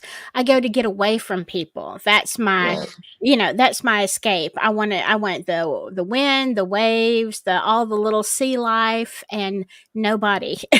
Yeah. Well, you would like South Potter Island, like just you know, down there you can get on the beach and drive on the sand. Okay, they have like little paths for vehicles, and then you can park. You park your vehicle, and then you got the beach, and you can, if you have a camper, you can camp out or whatever. But it only goes so far. You come to a point where like the sand gets real loose, so you can't really drive on it. Hmm. But if you have a horse or uh, what do you call those, four-wheelers and stuff, they use those a Hmm. lot. They do horseback riding, and you can No, I go. can ride a horse. Yeah, and they'll take you all the way down to the dunes and stuff in the of Padre Island, and it's gorgeous over there, man. You can just do whatever you want. You're free. Ah, Nothing but you and a bunch of seagulls, and you know. yeah. See, that's a vacation. That's a vacation to me. Yeah, Because I think because I'm just around people so much, at work in the jail, you've got all these people everywhere, and then you know, that's my getaway. I want to be solitary. I mean, even if somebody goes with me, you know what I'm saying? You just have that vibe of like no commercialism, nothing, just raw nature. See, I'm the yeah, opposite. I'm the opposite. I'm always in just the most serene environment, all by myself, or with. So I'm always looking like if I want to do something, it's the opposite. I want excitement. I want to go somewhere that's popping, and I What, want YouTube's to not exciting enough for you, Prof? say what? YouTube isn't exciting enough for you.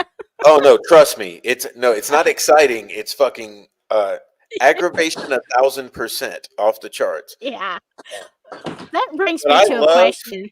I'll be Go honest. Like ahead. I know it's the weirdest thing because generally I'm like a germaphobe. I'm very germophobic, and I'm kind of a recluse generally.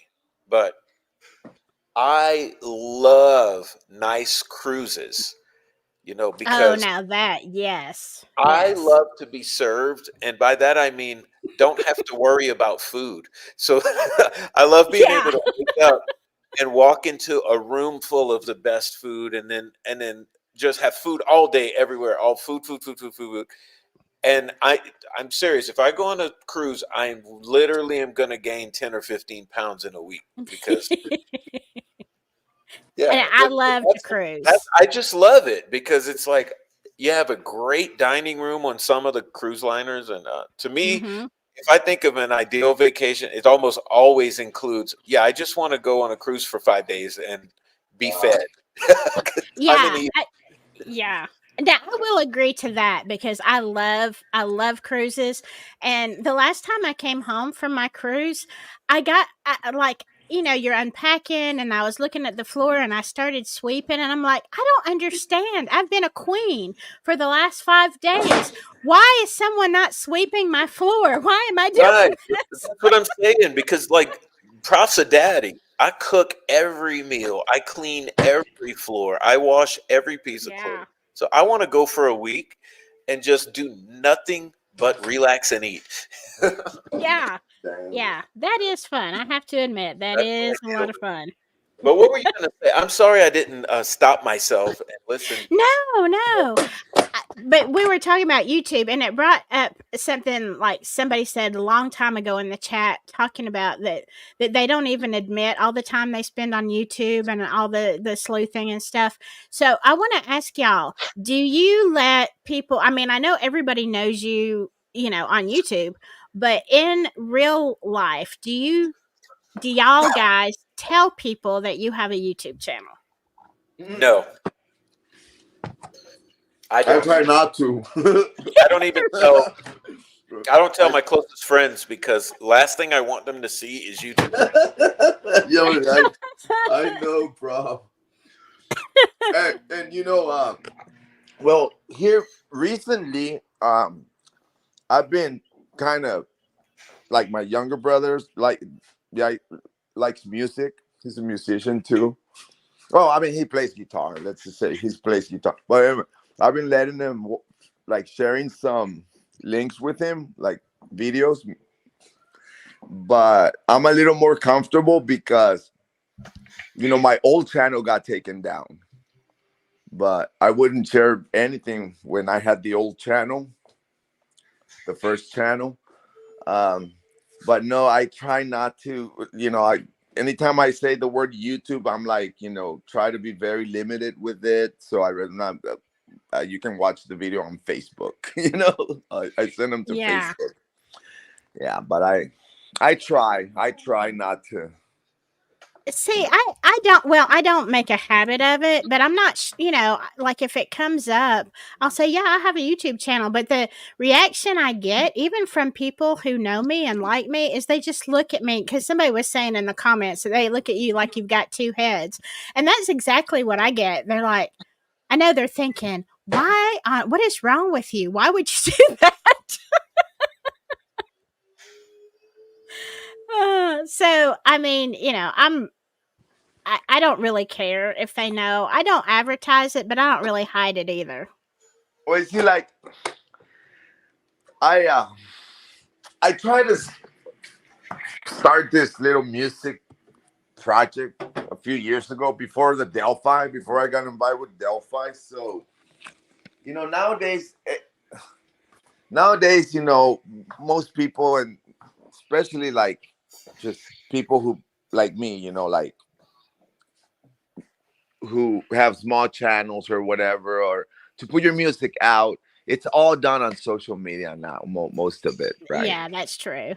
So, before when I had my YouTube channel the first time, it was just like it was more like a fun thing. Uh-oh. You What cut happened? out a bit, Noe. I'm back. So it was more just like to have fun with, make videos and watch them and stuff. But then when I kind of started playing in little gigs around here and there, and so I wanted to use social media to promote, locally here. But when I got involved with the Delphi murder, I'm like, oh shit, I can't, I mean, imagine if I want to play at an establishment here locally, and I say, oh, just go to my YouTube channel and you can see you can see And they're what going kind to of see shit I small do, balls. what kind of shit I do, and they see me fucking losing it live on YouTube. I'm like, I try not to. I'm not on you. I usually be like, Facebook. Yeah, Yeah. see, I think it's different with me because I try really, really hard. And I'm not saying I'm not the same person. I am. If you're nice to me, I'm going to be nice. But people forget I work in a jail. Mm-hmm. And I know how to speak their language. And I Mm-hmm. can go from 0 to 120 in a split second. And so, when I'm not afraid of people seeing my YouTube channel, I'm afraid of people on YouTube meeting me in person when I'm at the jail and someone has made me mad. And they're like, "Who I is know. that?" Oh, well, that's my other half. That's the other side of me that is Right. not going to take any crap off of anybody. So Well, I mean, see, it's okay for you to tell people about your channel because yours is 10 times classier than Noe's and I's. So, Yeah. I you're don't know okay. about that. I I'm feel damn near embarrassed as I want to play ostrich and put my head in the sand when I talk about my channel. Me guys, when I go to you Walmart, shouldn't. when I go to Walmart or public places, I'm always like thinking of like who's seen me like losing his life on YouTube. I'm like, I look at people, I'm like, I wonder if that one knows who I am, like seen my shit on YouTube. And I'm always conscious about that. But then I just turn this mode where, you know what? Fuck it. It is what it is. You just gotta keep moving forward with it now. I'm too knee deep into this shit to be fucking worrying about where it's their problem. They're gonna have to unsee it or something. I don't know. don't Oh. don't get on YouTube, fuckers. You see, but yeah, and Amy, you can't see me in a jail. Look, I'm just telling you, it's a different world.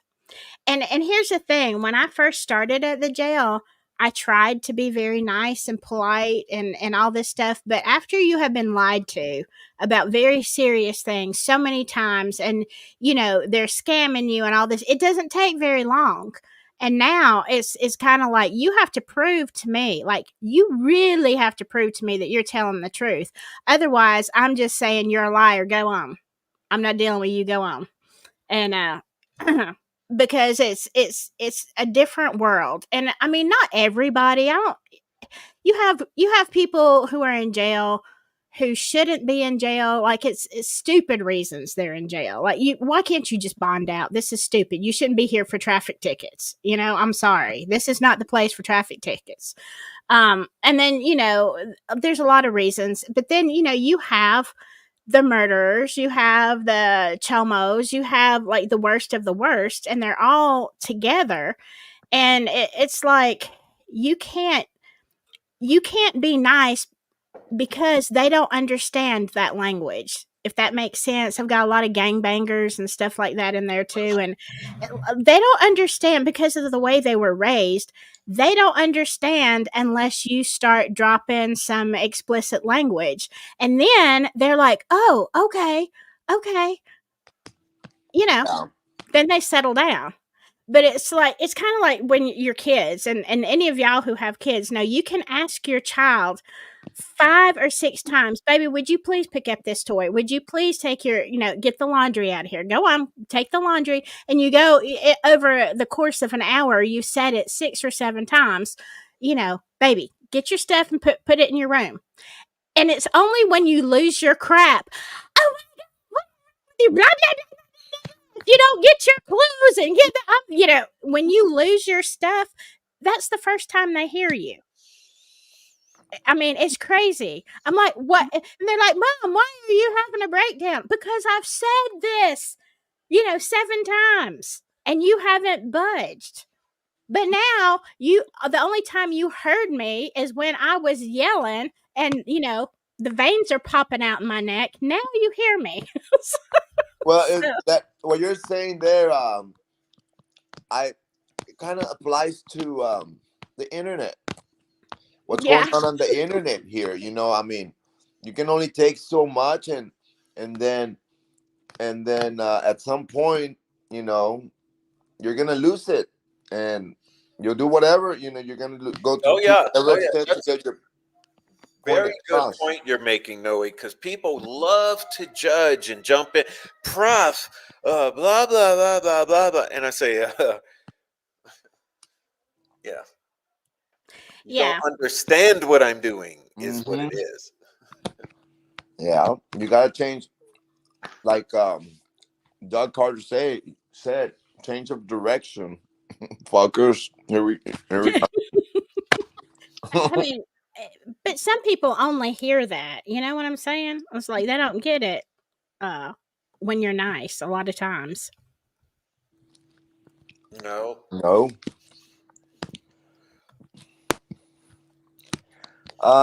Well, guys, I'm gonna start to wrap up my participation on the panel. Me too. I was going to Yeah. say it. You said it for me. Think we had a good party, and Yeah. it's getting late. Yeah, we did. So But thanks, Prof, and it was nice joining you, Silky. Um, Yeah, you too. I've seen some of your videos and stuff. I know who you are, but nice meeting you here. You too. oh And yeah, happy, Noe, meet Silky, Silky Noe. and happy Mother's Day and all that. And Thank Prof, you. thanks, bro. I'll just get a hold of you guys sometime and do it again. Thanks, Noe. Okay. Look, I'm Yeah. gonna read this one. No, I was saying good night to nobody, nothing, but I do need to get up early. By the way, this was my all-time favorite Delphi live so far. Noe, Prof, Silky, and all.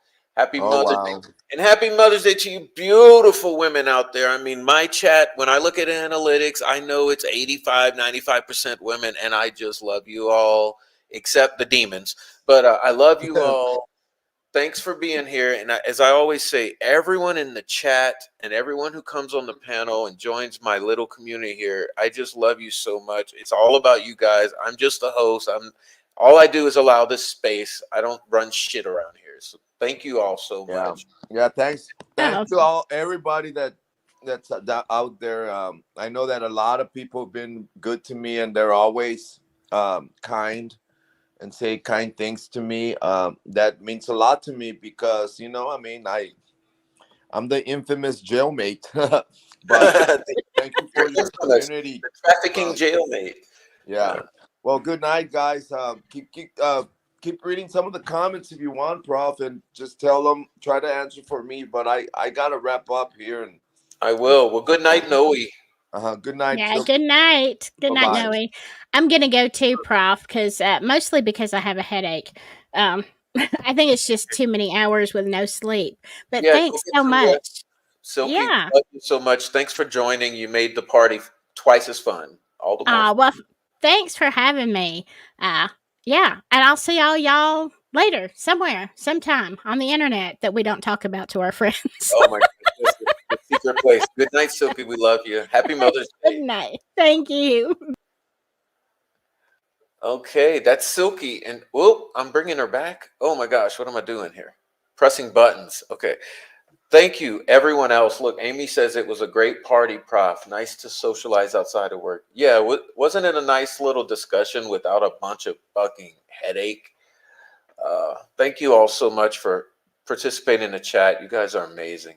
Look, I haven't seen Silky in a long time, says Lisa. Nice to be here tonight. Yeah, Lisa, nice for you to be here. I haven't seen her forever, too. We've been so busy. Sandy says, thank you for keeping it real. Is that going out to everyone? I think we're all pretty keeping it damn real, pretty much. Everybody's keeping it real. And that's why I love this. Like, I do plan on being a little more careful with my language on certain presentations, just so that they're easier to hear. But generally, I don't bite my tongue because we keep it real here. And but time and place for everything. So, Carol says, "Great life, thank you." Well, thank you, Carol. You're sweet. Thanks, Prof. Noe, Silky. Sorry to have missed it. Yeah, and Freckle Joy too. You missed Freckle Joy earlier. Thank you, Freckle. By the way. Um, Fur Baby Daddy says, great chat and love y'all. Sandy says, love Silky. Simon, what's up, Simon? Simon says, thanks for the insights. Well, it was just a little informal hang, but we're sending love out to all the mothers and the caretakers of children, Simon.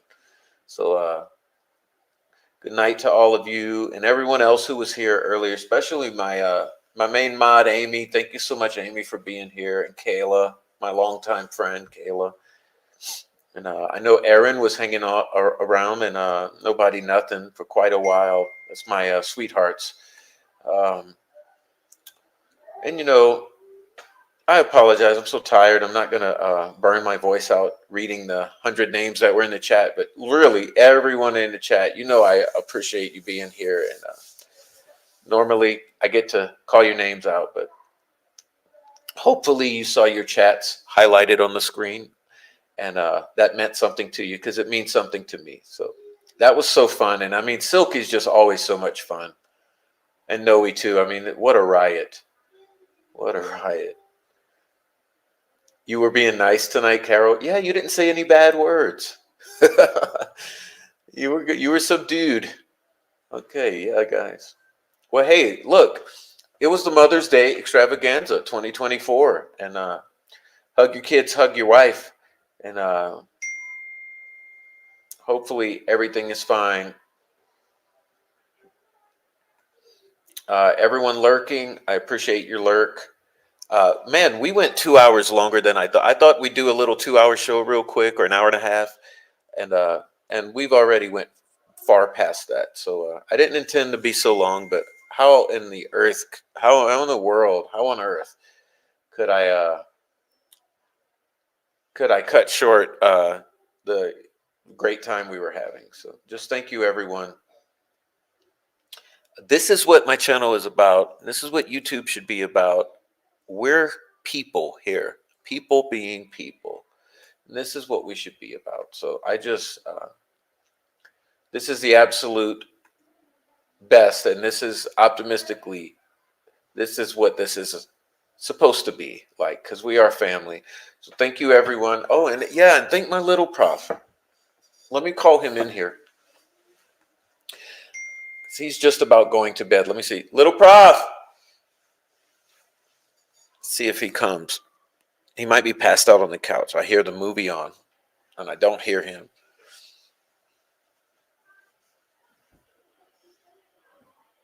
Well, it sounds like he's passed out. So I'm going to say good night to you for little prof. And you know, he had the best time grabbing hold of the mic and talking and talking and talking, and he didn't want to let go. So you know, he loved it. So hey, we all got the party. Little prof on up to the old ladies in the chat. So everyone in between. What is just a great time. And yeah, great conversation with good people. So good night, everyone. Hope you enjoy the little canned music on the way out, and I'll check you guys out later. Good night.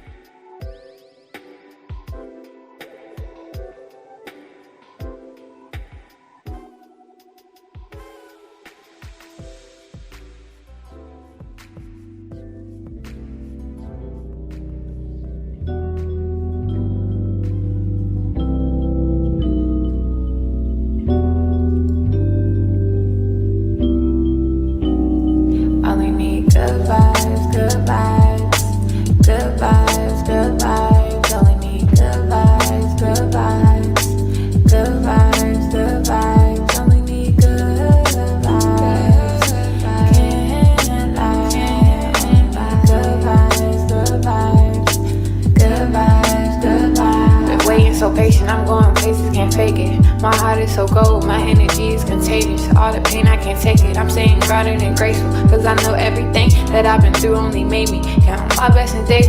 Yeah, they've been acting shady, but I don't take it personal. The memory's fading, I'm enjoying the moment. I've been smelling the roses, taking time to reflect, stepping back, the truth unfolding, unfolding. Got nothing to prove, cause I'm about to blow. I've been in the booth, speaking through my soul. You know that I'm true, either way it go, either way it goes. I cannot turn cold, staying on the low. I've been protecting my soul.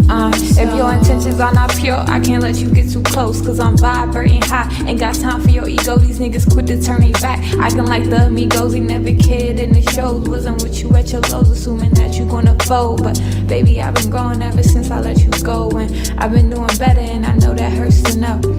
Hurts to know. Only good vibes around me, and that's for sure. Only good vibes, good vibes. Good vibes, good vibes. Only need good vibes, good vibes. Good vibes, good vibes. Only need good vibes. Can't lie. Only need good vibes, good vibes. Good vibes, good vibes. You see me searching for my inner peace. I've been learning more about myself and my purpose. Truth always come to the surface. Was hurting, but I had to heal. Releasing all the pain that I always held. Been going through some changes, I'll make it still. Protecting my soul.